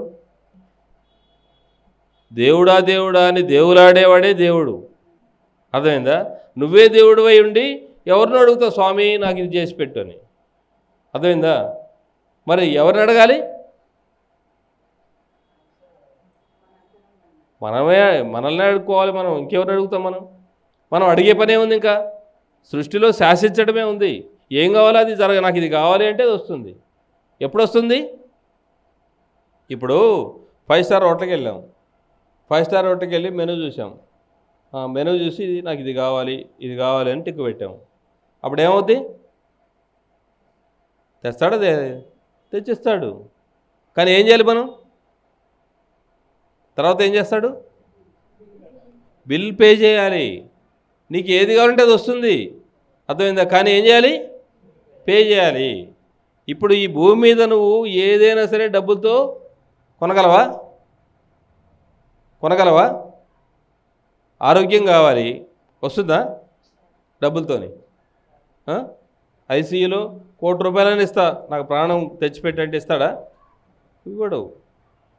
కానీ ధ్యానం సర్వరోగ నివారిణి. అర్థమైందా? ధ్యానం తెచ్చిపెడుతుంది. ఈ శక్తి అనేది ధ్యానం ద్వారా ఏం జరుగుతుంది? శక్తి వస్తుంది. ఆ శక్తి ద్వారా నువ్వు ఈ భూమి మీద ఏది కావాలంటే అది తెచ్చుకోవచ్చు. అర్థమైందా? భర్త వెళ్ళిపోతున్నాడు. ఎవరికి? సావిత్రి. ఆమె ఏం చేసింది? సమస్య లేదు, నా భర్త నాకు కావాల్సిందే, నేను వదలను అంది. ఏంటి ఏం చేస్తాడు? ఇవ్వాల్సి వచ్చింది. కానీ ఆమెకి తర్వాత 3 జన్మల్లో ఏంటి ఆమె చాలా అందగత్తి కాబట్టి భర్తను కోల్పోవాల్సి వచ్చింది. అంటే కర్మ ఫలితం ఉంటుంది. నువ్వు ఏదైనా వస్తుంది కాబట్టి దాని పర్యవసానం కావాలి. నీకు తెలుసుకోవాలి అంటే జ్ఞానం కావాలి. అర్థమైందా? జ్ఞానాగ్నిదగ్ధ కర్మాణం. జ్ఞానము ఉంటే అప్పుడు నీకు ఏది కావాలో ఏది వద్దో నీకు అర్థమవుతుంది. నువ్వేది అడగాలో ఏది అడగకూడదు, నువ్వేది కోరుకోవాలో ఏది కోరుకోకూడదు నీకు తెలియాలి అంటే ఏం చేయాలి? నీకు జ్ఞానం కావాలి. నువ్వు దైవమే. ఈ భూమి మీద నీకు ఏది కావాలంటే ఇప్పుడు మనం గుడికి వెళ్తాం. గుడికి వెళ్తే ధ్వజస్తంభం ఉంటుంది ఎదురుగా, అవునా? ఆ ధ్వజస్తంభం ఏమున్నాయి? ధ్వజస్తంభానికి 33 కణుపులు ఉన్నాయి. 33 కణుపులు అంటే మన శరీరంలో కూడా 33 బోన్స్ ఉన్నాయి వెన్నెముకలో.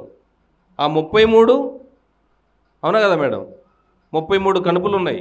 ఆ 33 బోన్స్ ఉన్నాయి ఇక్కడ. ఆ 33 కోట్ల దేవతలు ఎక్కడున్నారు? మన వీపు వెన్నెముకలోనే ఉన్నారు. మూలాధారంలో గణపతి ఎక్కడున్నాడు? మూలాధారంలో. అర్థమైందా? విఘ్నేశ్వరుడు గణనాయకుడు. ఈ గణాలన్నిటికీ, అంటే గణాలంటే దేవతలే. ఆ గణాలన్నిటికీ నాయకుడు ఎవరు? వినాయకుడు. ఆ వినాయకుడు మన మూలాధారంలో ఉన్నాడు. అర్థమైందా? శివుడు. శ్వాస ఉంటే శివం, శ్వాస పోతే శిలలు జోచినరులు శివుడని భావింత్రు. శిలలు శిలలే కానీ శివుడు కాదు, తనదులోని శివుని తానేల తెలియడో. విశ్వదాభిరామ వినురవేమ. శిలలు చూసి శివుడు అనుకుంటున్నాం మనం. శిలలే కానీ శివుడు కాదు. మన లోపల ఉన్న శివుడు, శ్వాసే శివుడు. అర్థమైందా? నారాయణుడు సమస్త జీవరాశుల్లో నేను కొలువై ఉన్నాను అని చెప్తాడు. అవునా? నార అంటే నీరు ఎక్కడైతే ప్రయాణం చేస్తుందో అక్కడే నారాయణ. మన శరీరంలో నీరు ప్రయాణం చేస్తుంది రక్తం రూపంలో. అవునా? మన శరీరంలో రక్తం రూపంలో ప్రయాణం చేస్తుంది నారాయణుడు ఇక్కడ కొలువై ఉన్నాడు. నారాయణుడు హృదయంలో ఎవరున్నారు? లక్ష్మి. మన గుండెకి 4 చేతులు ఉన్నాయి, అవునా కదా? ఎన్ని వాల్స్ ఉన్నాయి మేడం? 4. 4 మనం గూగుల్లో పెట్టి కొట్టండి హార్ట్ అని, 4 చేతులు కనిపిస్తాయి పైకి, అవునా? కాబట్టి గుండె లక్ష్మీదేవి. మన శరీరంలో ఆ రక్తానికి ప్రాణశక్తి, రక్తం ద్వారా ప్రాణశక్తిని ప్రతి ఒక్క అణువుకి పంపిస్తుంది, అవునా? బ్రహ్మ మనం అమ్మ కడుపులో నాభి స్థానంలోనే కదా, కాబట్టి నారాయణుడి యొక్క నాభి కమలం నుంచే బ్రహ్మ వచ్చింది. అంటే బ్రహ్మ విష్ణు మహేశ్వరులు ఎక్కడున్నారు? మనలోనే. బ్రహ్మ మనగవేరు పరదేశమున లేదు, బ్రహ్మమనగా తానే బట్రబయలు, తన్ను తానెరిగిన తానే పో బ్రహ్మంబు, విశ్వదాభిరామ వినురవేమ. బ్రహ్మ విష్ణు మహేశ్వరులు మనం ఫోటోలు పెట్టుకున్నాం, అర్థమైందా? కానీ మన లోపలే ఎక్కడ ఏ ఫామ్లో ఉండాలో ఆ ఫామ్లో ఉన్నారు. వాళ్ళు ఒక శక్తి స్వరూపం, ఆ శక్తి రూపంలోనే ఉన్నారు. ఇక్కడ పూర్తిగా మనమే దేవుళ్ళం, కానీ దేవుళ్ళలాగా మనం ఉన్నామా? తెలియనంత వరకు మనం దెయ్యాల్లాగా ఉంటాం, రాక్షసులుగా ఉంటాం, మనుషులుగా ఉంటాం, అవునా కదా? తెలిస్తేనే మోక్షం. తెలిసితే మోక్షము, తెలియకున్న బంధము, అవునా కదా? కాబట్టి మనం తెలుసుకోవాలి. తెలియక యుగాలు గడవచ్చు, తెలిసి క్షణం కూడా గడవకూడదు. అది తెలుసుకోవడం కోసమే మనం పిరమిడ్ సొసైటీలోకి వచ్చాము. మనము దేవుళ్ళము, మనము సర్వజీవులకు స్నేహితులము.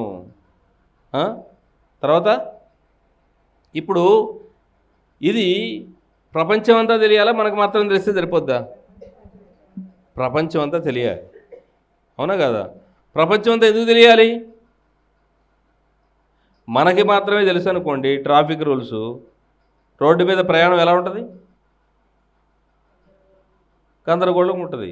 ఇప్పుడు మనకి ట్రాఫిక్లో ఎటు ఎడమవైపు వెళ్ళాలని తెలుసు మనకి, మిగతా ఎవరికి తెలియదు. అప్పుడు ఆ ట్రాఫిక్ ఎలా ఉంటుంది? ప్రయాణం ఎలా ఉంటుంది? కాబట్టి మనం దేవుళ్ళు అని మనకే తెలిస్తే ప్రపంచంలో ఎవరికి తెలియకపోతే గందరగోళంగానే ఉంటుంది, అవునా కదా? అందుకనే మేడం ఇక్కడ క్లాస్ ఎందుకు పెట్టారు? అందరికీ తెలిస్తే బాగుంటుంది, ప్రపంచం అంతా బాగుంటుంది. బ్రహ్మర్షి పితామహ పత్రిజీ కూడా ఈ ప్రపంచం అంతా ఈ భూమి మీద ఉన్న ప్రతి ఒక్కరికి తెలియాలి అని 90లో, ఆయనకి ఎప్పుడో తెలుసు అంతకుముందే, కానీ 90లో పిరమిడ్ స్పిరిచువల్ సొసైటీ పెట్టి ఈ ప్రపంచం అంతా అన్ని చోట్ల సొసైటీసు. కాబట్టి ఇది ఒక సొసైటీ కాదు, సొసైటీస్ ఏంటి, కొన్ని వేల సొసైటీలు ఉన్నాయి. ఆ వేల సొసైటీస్కి మూమెంట్, ఇది ప్రవాహం. ఇక్కడ 18 ఆదర్శ సూత్రాలు ఉన్నాయి, రూల్స్ అండ్ రెగ్యులేషన్స్ ఏం లేవు. ఏంటి, మాంసం తినడం వల్ల నీకు అనారోగ్యం వస్తుంది, అర్థమైందా? తినకూడదు అని ఇక్కడ కండిషన్ ఏం లేదు, తినకపోతే ఇక్కడ రావద్దు అనేది ఏం లేదు.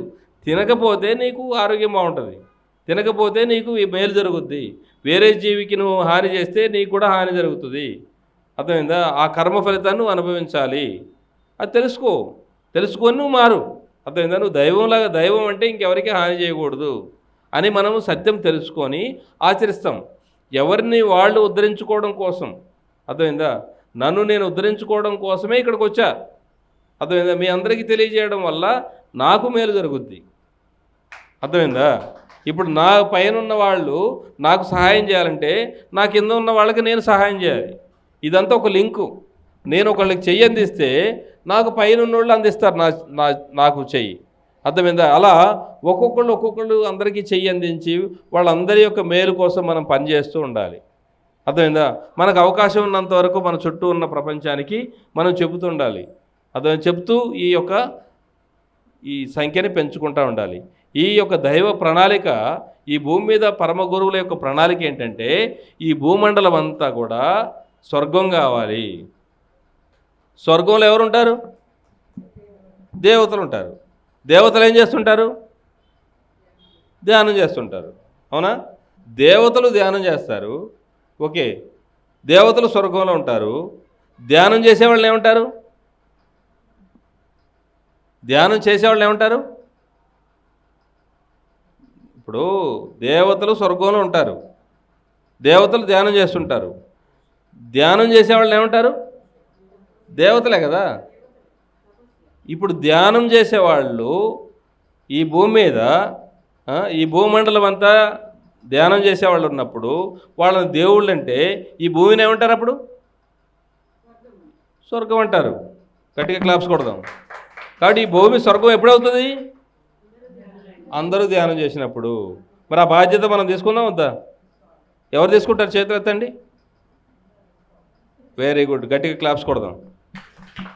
మనం అందరం బాధ్యత తీసుకోవాలంటే ఇప్పుడు మనము అమెరికా వెళ్ళగలమా?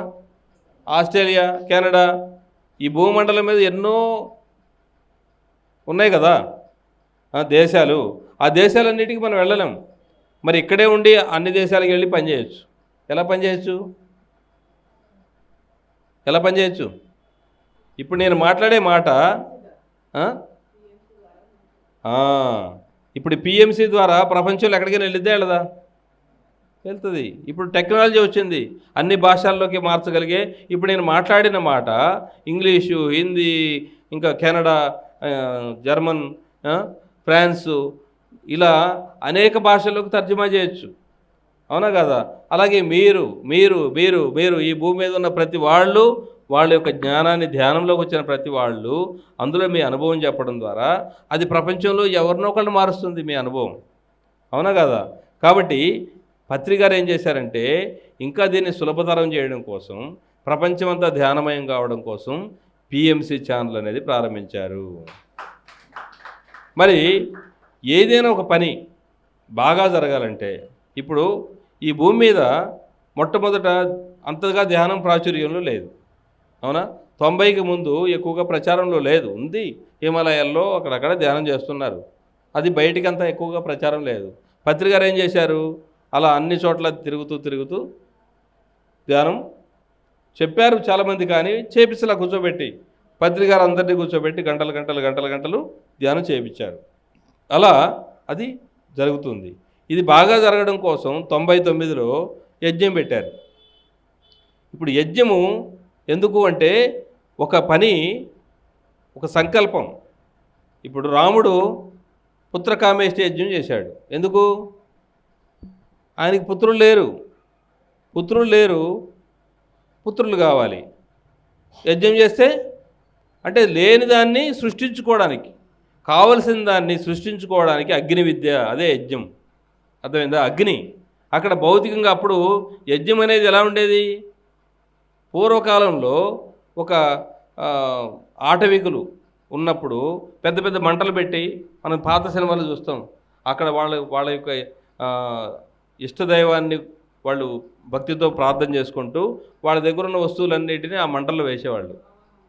దాన్ని ఉత్సవంలాగా దాని చుట్టూ, అంటే ఆటవికులు ఉంటారు కదా, ట్రైబ్స్, వాళ్ళంతా ఆ మంటల్లో వేసి భగవంతుడికి సమర్పించినట్టుగా ఆ యజ్ఞములాగా దాన్ని వాళ్ళు ఆ చుట్టూ ఎగురుకుంటూ డ్యాన్స్ వేస్తూ ఉంటారు. ఓకే, అది ఒక అప్పుడు కాలం. అది ఏమైంది? చిన్నగా ఒక 4 ఇటుకల మధ్యలో, 12 ఇటుకల మధ్యలోకి వచ్చింది అది. అదేవిధంగా ఇటుకల మధ్యలో ఆ ఆహుతులు వేసి, ద్రవ్యాలు వేసి, ఆ భగవంతుడికి వాళ్ళు సంకల్పించుకొని అది ఆ విశ్వంలోకి వెళ్ళి అక్కడ ఆకాశిక రికార్డ్స్ ఉంటాయి.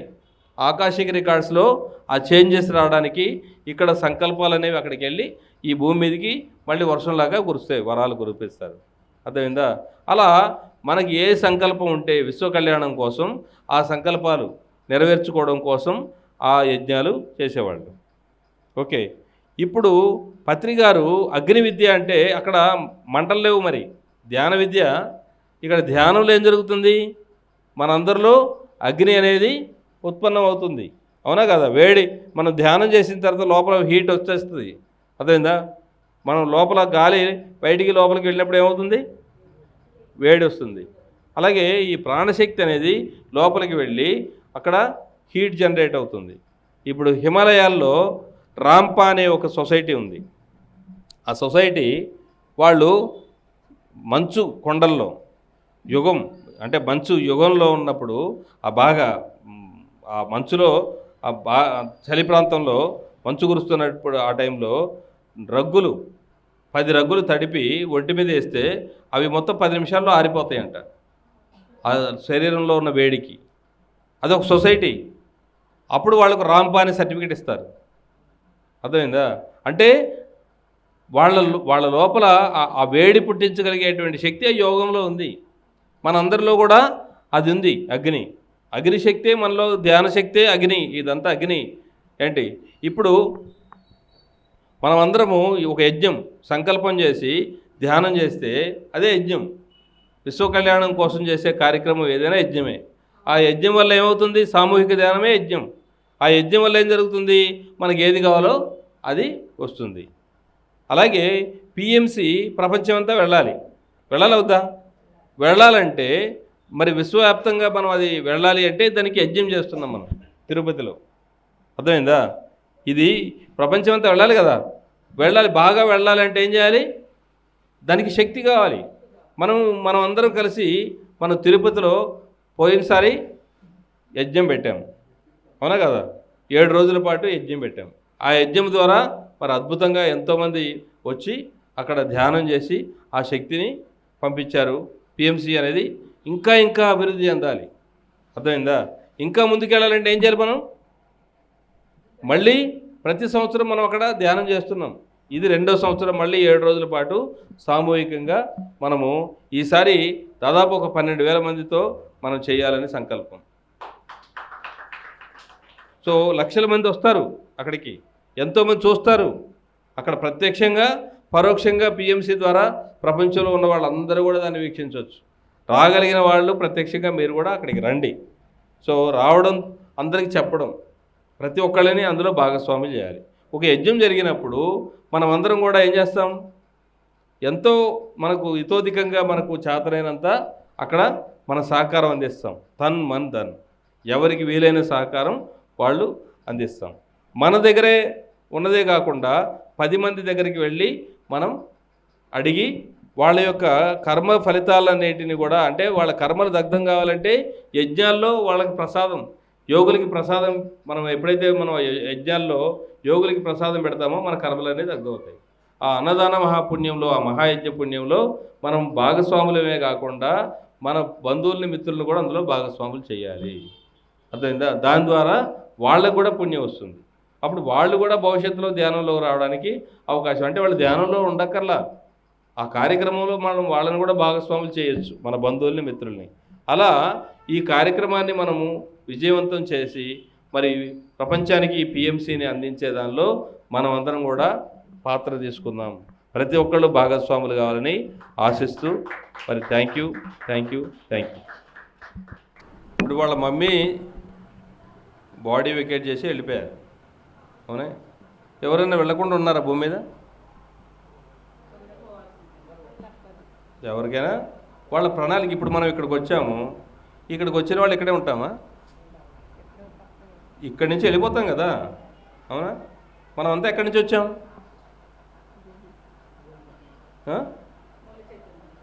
మనం అంతా ఎక్కడి నుంచి ఇక్కడికి వచ్చాము?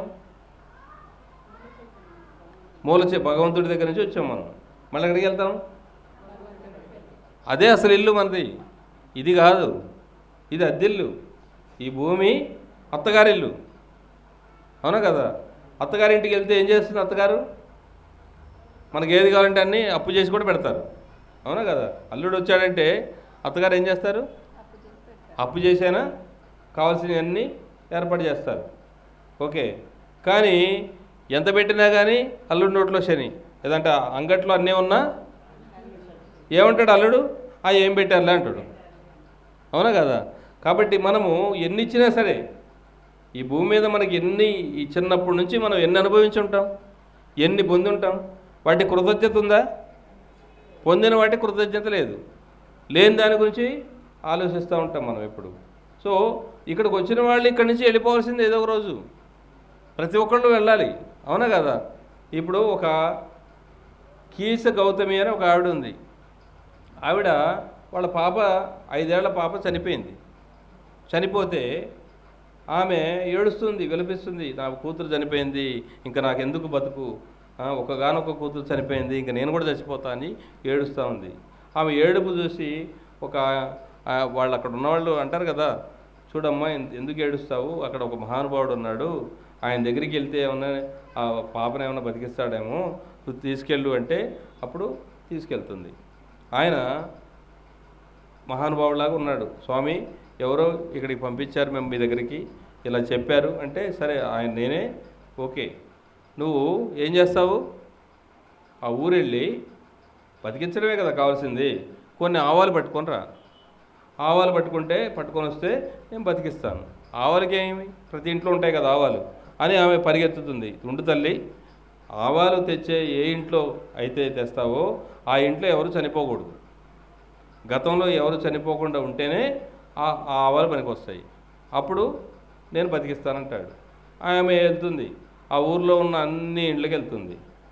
ఏంటి అమ్మ కొంచెం ఆవాలు పెడతామంటే ఎవరైనా పెడతారు, మా అమ్మాయి చనిపోయింది, ఇలా ఒక మహానుభావుడు ఆవాలు కావాలన్నాడంటే, ఏమనుకోకండి నేను ఇలా అడుగుతున్నానని, మీ ఇంట్లో ఎవరైనా చనిపోయారంటే, మా తాతయ్య చనిపోయాడు, మా అన్నయ్య చనిపోయాడు, మా పెదనాన్న చనిపోయాడు, మా పెద్దమ్మ చనిపోయింది. ప్రతి ఇంట్లో కూడా ఎవరుంటారు చనిపోకుండా.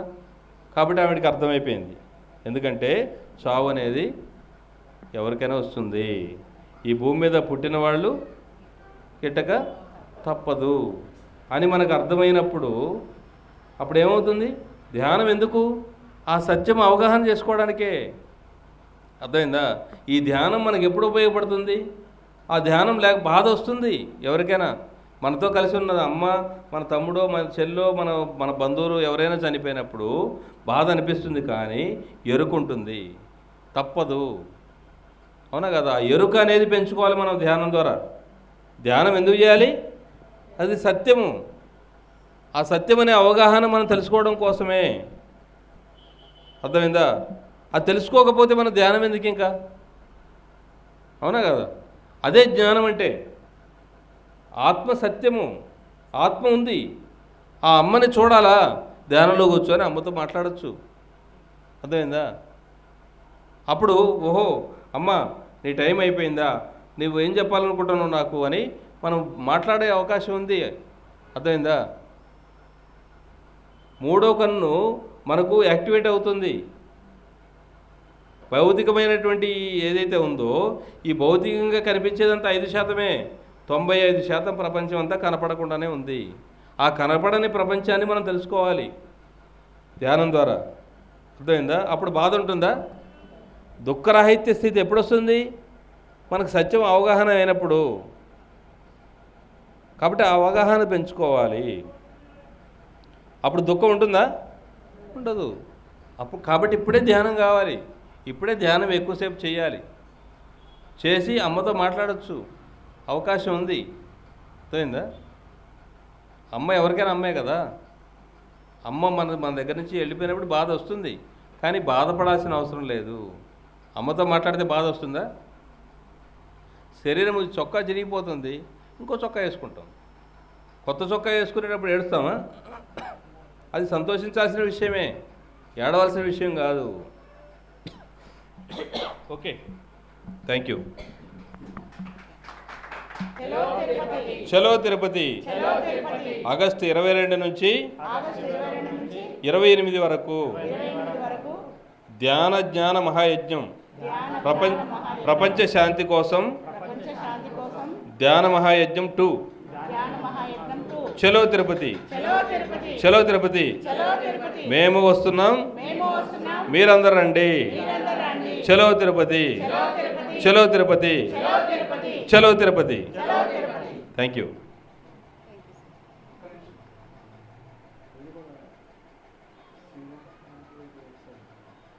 అలాగే కూర్చోండి. మనము పిఎంసి యాత్ర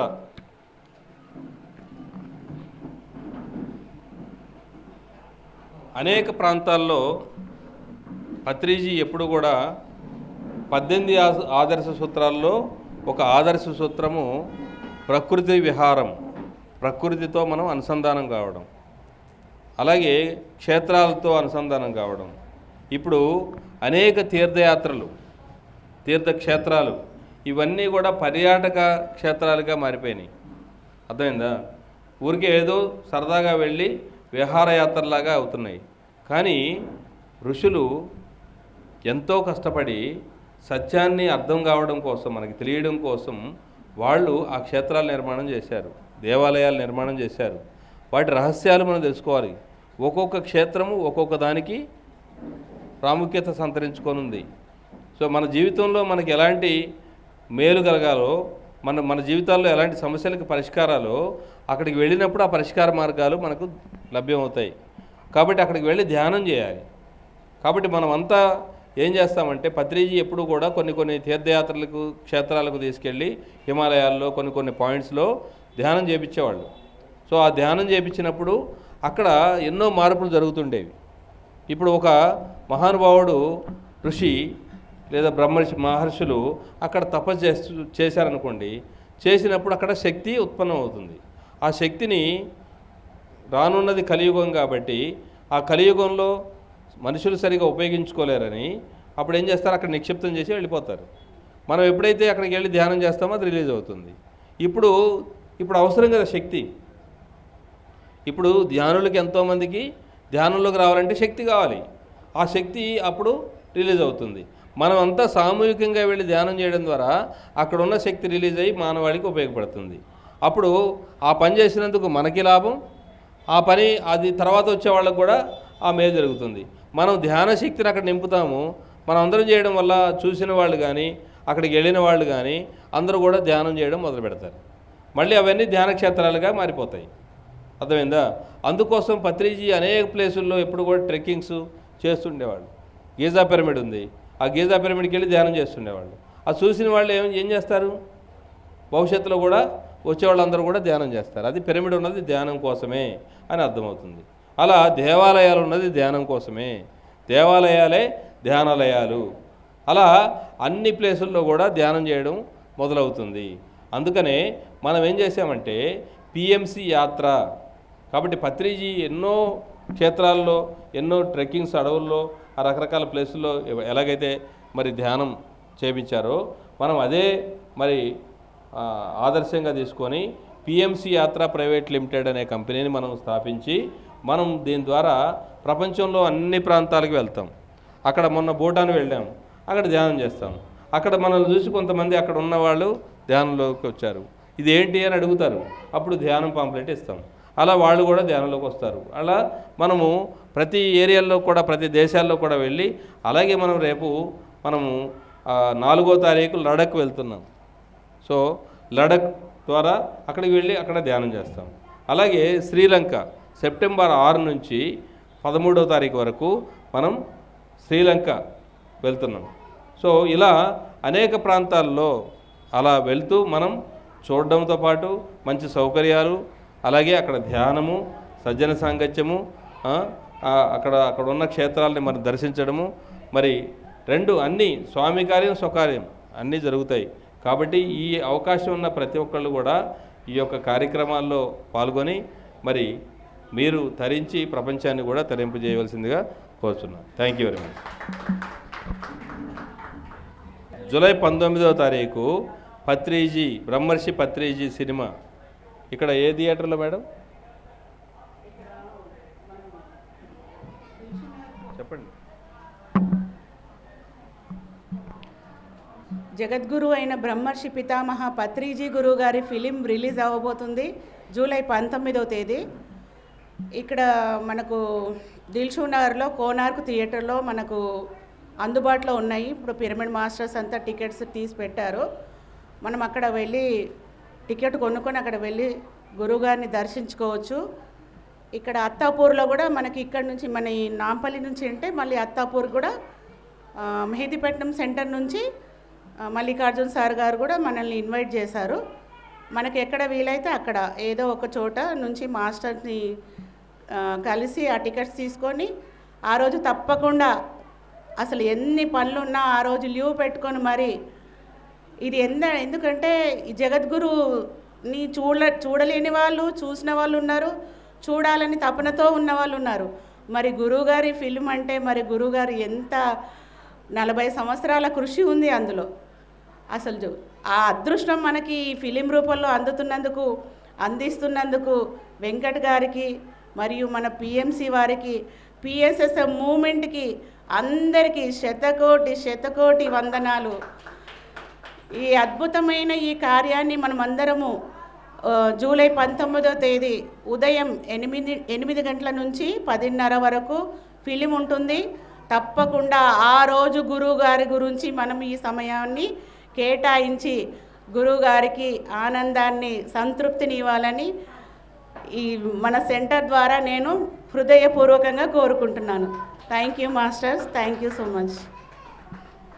ఓకే, నేను ఆ సినిమా చూశాను, చాలా అద్భుతంగా ఉంది.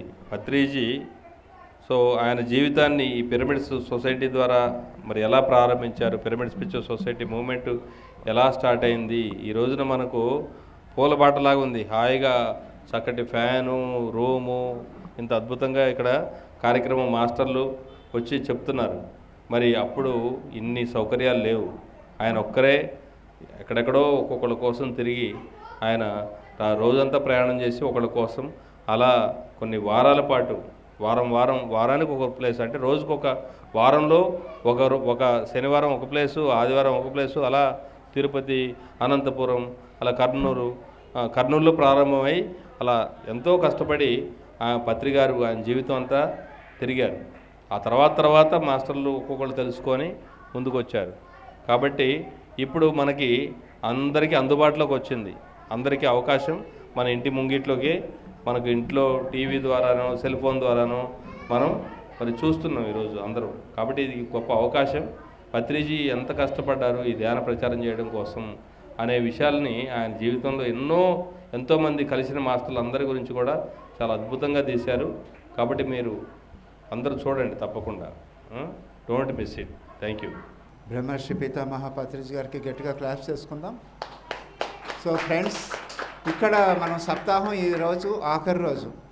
మరి ప్రతిరోజు ఒక మాస్టర్ వచ్చి చక్కగా ఎంతో ఆత్మజ్ఞానాన్ని అందించారు.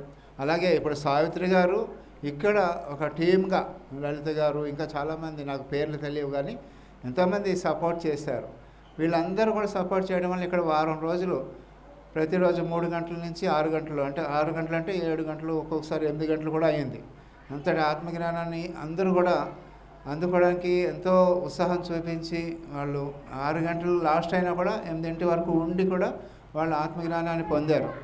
ఇదంతా కూడా పిఎంసి వారు నిర్వహించారు. ఈ మరి సావిత్రి గారికి అంటే ఇక్కడ మేడం అంతా ఆవిడే చేశారు. కాకపోతే మరి మాస్టర్స్ని పంపించడం కానీ, ఈరోజు లైవ్ టెలికాస్ట్ చేయడం కానీ మరి పిఎల్సి వారు నిర్వహించారు. అయితే మాస్టర్స్, ఇక్కడ ఒకటి ముఖ్యమైన సందర్భం ఉంది. అది మరి మన శ్రీ చెన్నయ్య గారు, లక్ష్మమ్మ గారు. శ్రీ చెన్నయ్య గారు ఆయన 20 సంవత్సరాలు ఈ 4వ తారీఖుతో, ఆ రోజు మనకి శాకాహార ర్యాలీ పెద్ద ఎత్తున ఇక్కడ ఇదే ప్రదేశంలో ఈ సరౌండింగ్ అంతా కూడా మనం చేసుకోబోతున్నాము మరి భాగ్యనగర్ ట్రస్ట్ వారి ద్వారా. మరి ఈ సందర్భాన్ని, ఎందుకంటే చెన్నై గారు ఇక్కడికి సమాజ సేవ ఎంతో చేశారు, సమాజ సేవ చేశారు. దానికి గుర్తుగా మేడము ఇక్కడ సప్తాహం అనేది చేయటం జరుగుతోంది. కాబట్టి ఫ్రెండ్స్, ఈ సందర్భంగా ఆయనకి మనం ఒకసారి గట్టిగా క్లాప్ చేసుకుందాం శ్రీ చెన్నై గారికి. అలాగే ఎంతోమంది ఈ విధంగా క్లాసులు పెట్టాలని తపనతో ఉన్నారు. ఎంతోమంది పిఎంసి చూసి కానీ, పిఎంసి చూసి ధ్యానులు అవటం కానీ, పిఎంసి చూసి పిరమిడ్ సెంటర్స్ పెట్టాలని కానీ ఎవరైనా సరే మరి ఇక్కడ సంప్రదించవచ్చు. మనం చక్కగా ప్రతి చోట ఇలాగ సప్తాహాలు మనం పెట్టి అక్కడ ఉన్న కొత్త వాళ్ళకి అందరికీ ధ్యానం నేర్పించడం జరుగుతుంది. కాబట్టి ఫ్రెండ్స్, ఈ సదవకాశాన్ని మరి సద్వినియోగం చేసుకోండి అందరూ కూడా. మరి మీకు తెలిసిన మిగతా ప్రాంతాల వాళ్ళకి కూడా ఇది తెలియచేయండి. హైదరాబాద్లో ఇక్కడ 12 జోన్స్ ఉన్నాయి. ఈ 12 జోన్స్లో మనం ఈ సంవత్సరం అంతా కూడా ఈ 12 జోన్స్ కవర్ చేసుకొని, అలాగే ఎన్నో ఉన్నాయి, ఇంకా సర్కిల్స్ ఉన్నాయి, తర్వాత డివిజన్స్ ఉన్నాయి, కార్పొరేషన్స్ ఉన్నాయి. ఇవన్నిటిలో మొత్తం చేస్తే మరి అందరూ ధ్యానులు అవ్వడానికి ఎంతో చక్కని అవకాశం మనం కలిగించిన వాళ్ళం అవుతాము. మనం ధ్యానం చేస్తున్నాము, ధ్యాన ప్రచారం కూడా చేద్దాము. మనం చాలా ప్రచారము చేస్తే అందరూ కొత్త వాళ్ళు అందరూ వస్తారు. అప్పుడు ధ్యాన జగత్తు, శాకాహార జగత్తు, అహింసా జగత్, పిరమిడ్ జగత్ ఇవన్నీ వస్తాయి. సో మరి సావిత్రి మేడంది మరి ఈ స్వగృహం, చెన్నై గారి స్వగృహం ఇది. మరి ఆమె మాటల్లో ఆవిడ ఉద్దేశం తెలుసుకుందాం, ఇక్కడ సప్తాహం పెట్టడానికి ఆవిడకి స్ఫూర్తి ఏంటి అనేది. Thank you. Thank you master. Thank you PMC. ఇక్కడ నాన్నగారు చెన్నై గారు అని ఇక్కడ ఏరియాలో పెద్ద మనిషి. ఆయనకు మా నాన్నగారికి చాలా సమాజ సేవ చేయాలనేది కుతూహలం ఉండేది. అదేవిధంగా ఆయన కృషి కూడా చేశారు. అసలు ఏ సమస్య వచ్చినా చిన్నలకి పెద్దలకి అన్ని సమస్యలు కూడా ఎవరైనా కానీ వచ్చి నాకు ఈ సమస్య ఉంది అంటే ఆ సమస్యలు పరిష్కరించడము, దానికి దారి చూపడము, అలాంటిది నేను చిన్నప్పటి నుంచి నాన్నగారితో ఉండి నేను నేర్చుకున్నాను. ఇది నాకు చాలా నచ్చేది కూడా. ఎందుకంటే ఇప్పుడు నాన్నగారు బాడీ వెకేట్ చేసి కూడా 20 years అయింది ఇదే ఇంట్లో. కానీ ఆయనని ఇన్ని సంవత్సరాలు అయినా కానీ ఇక్కడ ఏరియాలో కానీ ఈ చుట్టుపక్కల కాలనీలో వాళ్ళు కానీ ఇప్పటికీ గుర్తిస్తారు. పలానా చెన్నయ్య గారు ఆయన నిర్మించిన కమ్యూనిటీ హాలు అని, ఇక్కడ ఆయన పెద్ద మనిషి ఉన్నప్పుడు ఈ విధంగా ఉండేదని, మాకందరికీ ఆయన ధైర్యంగా ఉండేదని, ఇలా ఇప్పటికీ గుర్తు చేస్తారు. మరి నాన్నగారు చేసిన అంత పెద్ద కృషిలో నాకు ఇప్పుడు జగద్గురు బ్రహ్మర్షి పితామహ ద్వారా నాకు ఈ ధ్యానం అనేది పిఎంసి ద్వారా అందింది. ఇది నాకు ఇంకా సపోర్టుగా నాకు ధైర్యాన్ని ఇస్తుంది అన్నమాట. ఎందుకంటే ఇప్పుడు మన పెద్దలు చేసిన బాటలో మనం కూడా నడవాలి. వాళ్ళు ఆ తరహా సేవ చేస్తే మనకి ఈ తరహా విశ్వ కళ్యాణం కోసం ఈ సేవ చేయొచ్చు, ఈ విధంగా అందరికీ ధ్యానం నేర్పొచ్చు, ఆత్మజ్ఞానులుగా తయారు చేయొచ్చు, శాకాహారులుగా మార్చొచ్చు. శాకాహారంలో, ధ్యానంలో, ఈ ఆత్మజ్ఞానంలో ఎంత భవిష్యత్తు ఆనందంగా ఉందనేది మనకు బ్రహ్మర్షి పితామహ పత్రిజీ గురువు గారు మనకు తెలియజేశారు. ఈ 6 సంవత్సరాలలో నేను ఎంతో ఆనందమైన జీవితాన్ని జీవిస్తున్నాను. నేను జీవించడమే కాదు, మరి నేను ఒక్కదాన్ని బాగుంటే కాదు కదా, మరి నాలాగా ఇట్లా 100 మంది 1000 మంది కూడా ఈ ధ్యానంలోకి రావాలి, శాకాహారులుగా మారాలి, ఆత్మజ్ఞానులుగా ఉండాలి, ఆయురారోగ్యాలతో ఆనందంగా జీవించాలని సంకల్పంతో నాకు రవిశంకర్ మాస్టర్ గారు ఇచ్చిన సలహా మేరకు నేను ర్యాలీ అనుకున్నాను. కానీ ఈ సప్తాహం కూడా చేస్తే ఇక్కడ మాస్టర్స్ అందరూ వస్తారు మేడం, మరి క్లాసు కొత్త వాళ్ళకు ధ్యానం నేర్పించినట్టు ఉంటుంది, మరి ఇక్కడంతా శుద్ధి జరుగుతుంది అనేది మాస్టర్ గారు నాకు సలహా ఇవ్వడంతో నేను ఈ సప్తాహం అనేది ఏర్పాటు చేసుకున్నాను. ప్రతిరోజు రవిశంకర్ సార్ గారు రావడము, ఎలా చేయాలి ఏంటి అనేది నాకు తోడుగా ఉండి నాకు సపోర్ట్ చేస్తూ, ఇంతమందిని ఇప్పుడు కొత్త వాళ్ళకి నేను ఇంతమందికి ధ్యానం నేర్పించానా అని నాకే నమ్మకం కలగకుండా ఆ విధంగా సంతోషాన్ని నాకు రవిశంకర్ సార్ ద్వారా నాకు ఏర్పడింది. ఎందుకంటే ఒక సపోర్ట్ ఉంటే మనం ఏదైనా చేయగలం. ఒకరు ఏం చేయలేమనే భయంతో వెనకాడుతుంటాం. ఒక్కొక్కసారి ఏం చేయాలనే ఆలోచన ఉంటుంది, కానీ ఒక స్టెప్ ముందుకు వేస్తే గురువులు మనకు 10 స్టెప్పులు ముందుకు వేస్తారు. ఆ విధంగా సార్ నాకు ఎంతో హెల్ప్ చేశారు. ఇక్కడ నాంపల్లి ఏరియాలో పూర్తిగా అందరూ కూడా హిందూ ముస్లిం అనుకోకుండా అందరూ అప్పుడు నాన్న ఉన్నప్పుడు బాయ్ అని ఎంత ప్రేమగా ఉండేవాళ్ళో అదేవిధంగా ఇప్పుడు కూడా అందరూ ధ్యానం నేర్చుకొని శాకాహారులుగా మారి ఆత్మజ్ఞానులు అయ్యి కలిసిమెలిసి ఆనందంగా ఆయురారోగ్యంగా జీవించాలనే సంకల్పంతో ఇప్పుడు వచ్చే 4వ తేదీ జూలై 4 నాన్నగారు బాడీ వెకేట్ చేసి 20 సంవత్సరాలు పూర్తయింది. ఆ సందర్భంగా శాకాహార ర్యాలీ నాన్న పేరున చేస్తే విశ్వ కళ్యాణం జరుగుతుందనే నమ్మకం, పూర్తి నమ్మకం నాకు. ఆ నమ్మకం గురువులు నాకు ఆజ్ఞ ఇచ్చారు, మాస్టర్లు నడిపించారు. ప్రతిరోజు మాస్టర్స్ రావడము, అసలు ఇది ఎంత శుద్ధి జరిగింది, నాకు ఎంత ఆనందంగా ఉంది. అసలు చాలా థ్యాంక్ యూ పిఎంసి మాస్టర్స్కి అందరికీ కూడా. ఈ శాకాహార ర్యాలీ కూడా అద్భుతంగా జరిపించి ఇంకా విశ్వ కళ్యాణంలో మన వంతు బాధ్యత ఏందో ఇంకా తెలుసుకొని మనం ముందడుగేసి ఈ సంకల్పాన్ని గురువుగారి ధ్యాన జగత్, శాకాహార జగత్, పిరమిడ్ జగత్ నిర్మాణం త్వరలో పూర్తి అవ్వాలని మనం అందరం కంకణం కట్టుకొని మన వంతు సేవ చేద్దాం మాస్టర్స్. తన్ మన్ ధన్ ఏ విధంగా అయినా కానీ విశ్వ కళ్యాణంలో మాస్టర్స్ మనకు హెల్ప్ చేయడానికి ఎప్పుడూ రెడీగా ఉంటారు. ఇంకా మనదే లేటు, మనం ఒక అడుగు వేద్దాము. 9 అడుగులు మాస్టర్స్ నడిపిస్తారు. ఈ ఆనందాన్ని అందరూ కూడా పంచుకోవాలి అనే తపన. Thank you master, thank you so much.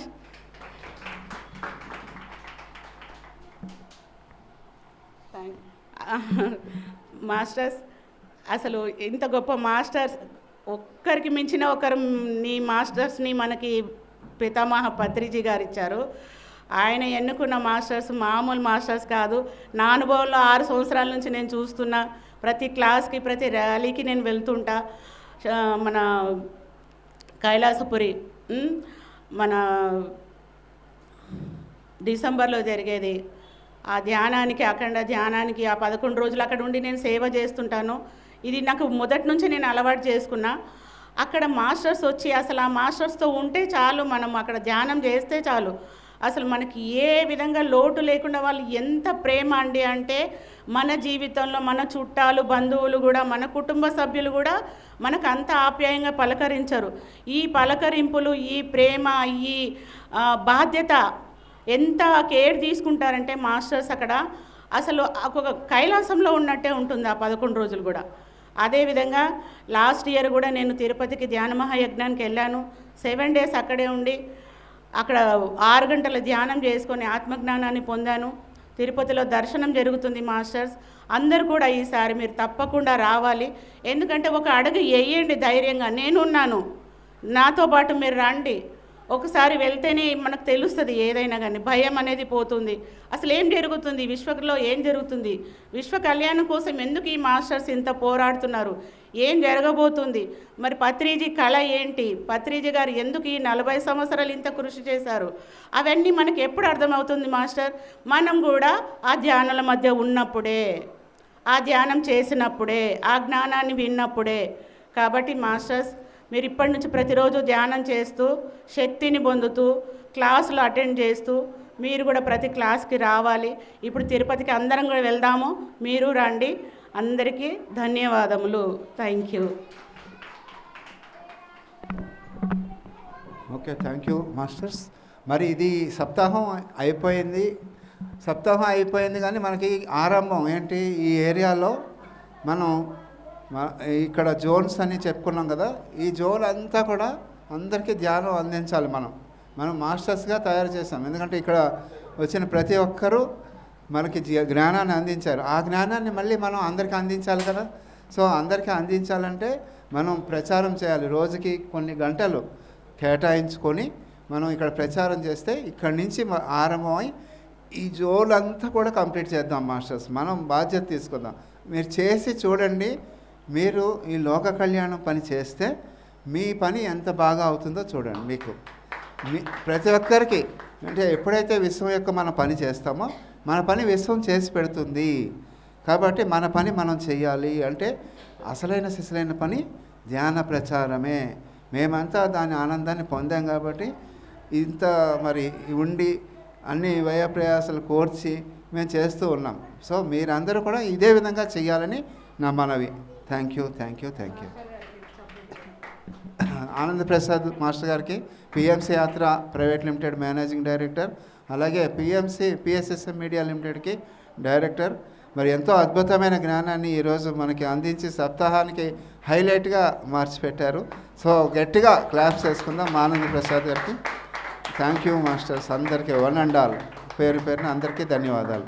Thank you. గాలిలోన పుట్టి గాలిలోన పెరిగి గాలిలోని మర్మమెరుగలేము, ముక్కులోని గాలి ముక్తికి దారయ్యా, విశ్వదాభిరామ వినురవేమ. ఈ గాల్లో పుట్టాము, గాల్లోనే పెరిగాము. గాలిలో మర్మము తెలియదు, ముక్కులోని గాలి ముక్తికి దారి.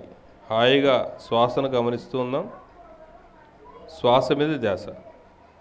కాళ్ళు 2 క్రాస్ చేసుకుందాం, వేళ్లలో వేళ్ళు పెట్టుకుందాం, కళ్ళు మూసుకుందాం. సహజమైన శ్వాసను గమనిస్తూ ఉన్నాం.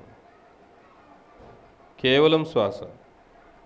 ఉచ్ఛ్వాస నిశ్వాసలతో ఏకమవుదాం. మనసులోని ముక్తి మరి ఒక చోటను వెదుకబోవు వాడు వెర్రివాడు,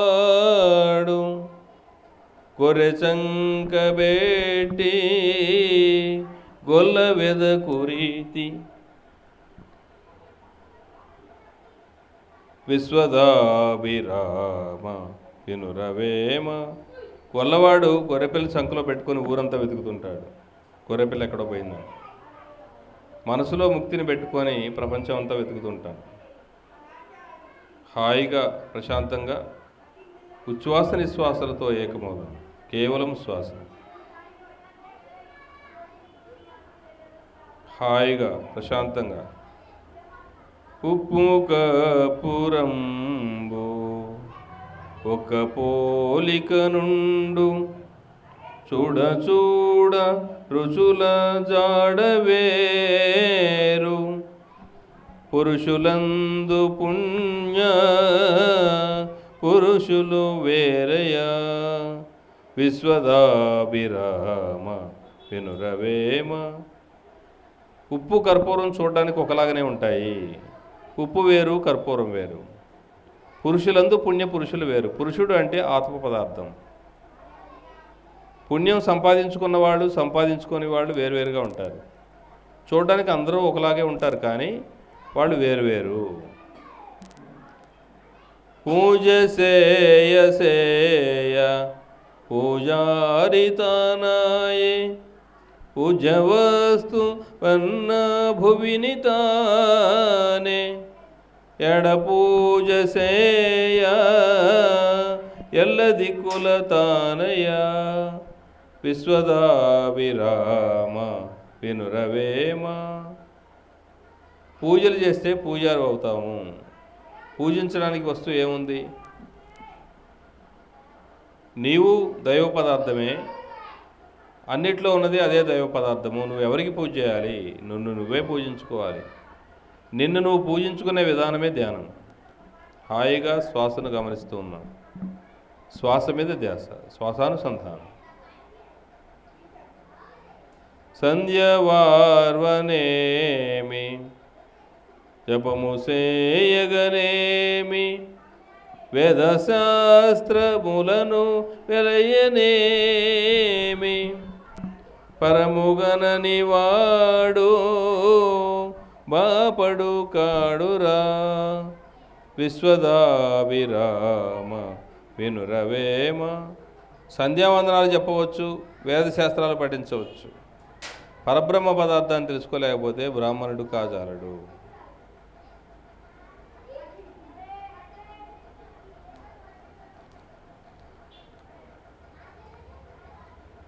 హాయిగా ప్రశాంతంగా శ్వాసను మాత్రమే గమనిస్తూ ఉన్నాం. శ్వాస మీద ధ్యాస, శ్వాసానుసంధానం. పక్షి జాతి బట్టి పరగహింసలు పెట్టి కుక్షి నిండ కూడు కూరుటకును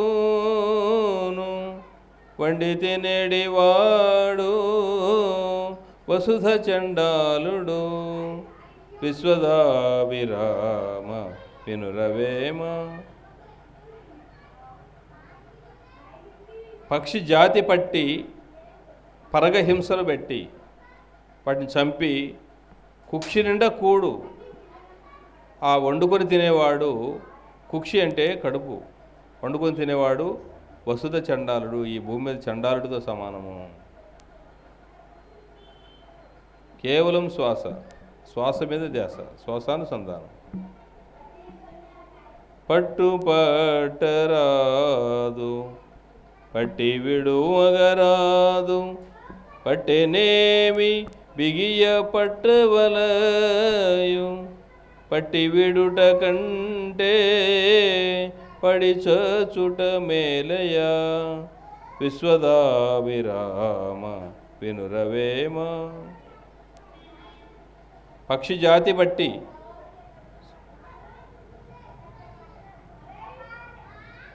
పట్టు పట్టనే పట్టకూడదు, పట్టామా బిగి పట్టు పట్టాలి. పట్టు వదిలే కంటే పడి చచ్చుట మేలు. హాయిగా ప్రశాంతంగా శ్వాసను మాత్రమే గమనిస్తూ ఉందాం. శ్వాస మీద ధ్యాస, శ్వాసానుసంధానం. మన శ్వాస మన ధ్యాస ఏకం కావాలి. కేవలం శ్వాస. శ్వాసానుసంధానం. చాకి కోకలు తీకి చికాకు పడవేసి మైలదీసి లెస్స మడచినట్లు బుద్ధి చెప్పువాడు రుదిన మేలయ విశ్వదాభిరామ వినురవేమ. హాయిగా ప్రశాంతంగా శ్వాసను మాత్రమే గమనిస్తూ ఉన్నాం. శ్వాస మీద ధ్యాస, శ్వాసానుసంధానం.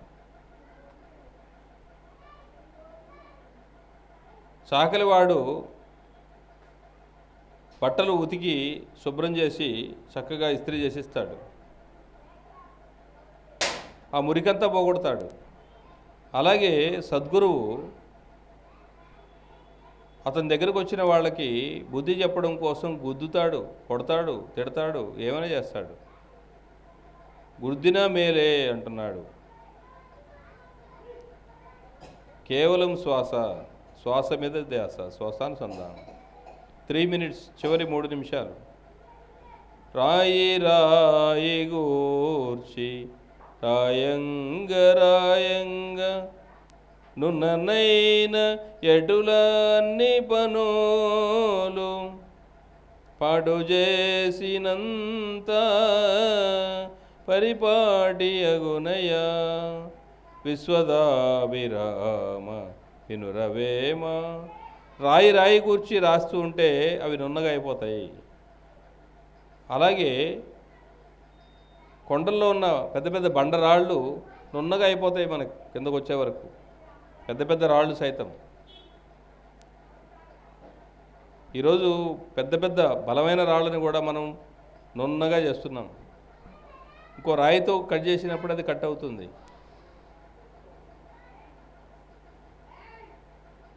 పాటు చేసినంత పరిపాటి అవుతుంది. పాటు అంటే వ్యవసాయం.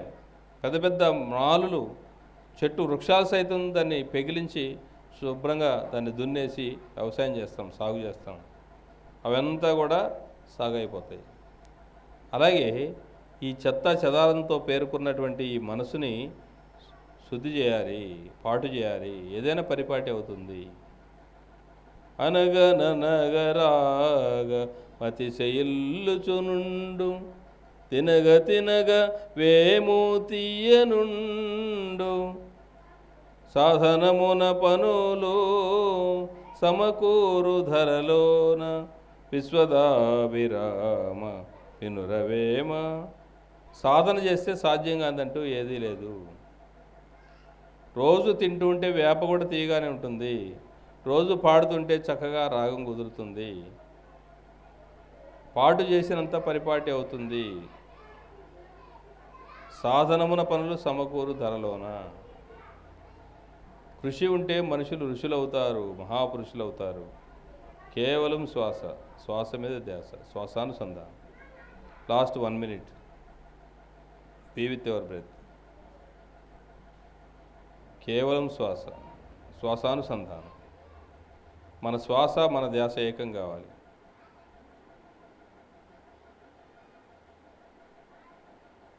హాయిగా ప్రశాంతంగా. తాడు ప్రామటంచు తాజూచి భయపడు తాడు పామటన్న పాము తాడటన్న భయము తొలగు భయము తొలగినప్పుడే బ్రహ్మంబు తానౌను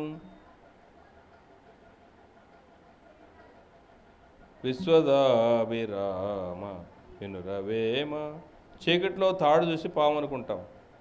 వెలుతురు వచ్చిన తర్వాత అది పాము కాదు తాడే అని తెలుసుకుంటాం. భయం ఎప్పుడైతే పోతుందో నువ్వే బ్రహ్మం అవుతావు. భయాన్ని తొలగించుకోవాలి, నీ లోపల వెలుగు నింపుకోవాలి. శ్వాస మీద ధ్యాస పెట్టినప్పుడు, ఆలోచనలు శూన్యమైనప్పుడు, అనంతమైన శక్తి ప్రవాహం నీ లోపలికి వచ్చినప్పుడు నీ లోపల వెలుతురు వస్తుంది, కాంతి వస్తుంది. తద్వారా నీకు నీ జ్ఞానం నీకు ప్రస్ఫుటమవుతుంది. నువ్వే ఆ దైవము, నువ్వే ఆ బ్రహ్మవు అని నీకు అర్థమవుతుంది. తద్వారా భయాలన్నీ పోగొట్టుకుంటాము. భయాలు పోతే నువ్వే బ్రహ్మవు. అప్పుడు అన్నీ నీ దగ్గరే వస్తాయి. కేవలం శ్వాస మీద ధ్యాస, శ్వాసానుసంధానం. 30 seconds.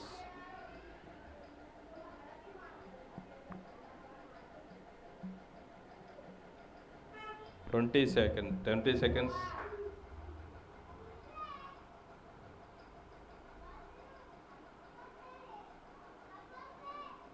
Ten seconds. 9, 8, 7, 6, 5, 4, 3, 2, 1, 0. నెమ్మదిగా రెండు చేతులు కళ్ళ మీద పెట్టుకుందాం. 5 seconds. 5, 4, 3, 2, 1, 0. నెమ్మదిగా రెండు చేతులు తీసి నెమ్మదిగా కళ్ళు తెరుద్దాం. గట్టిగా క్లాప్స్ కొడదాం.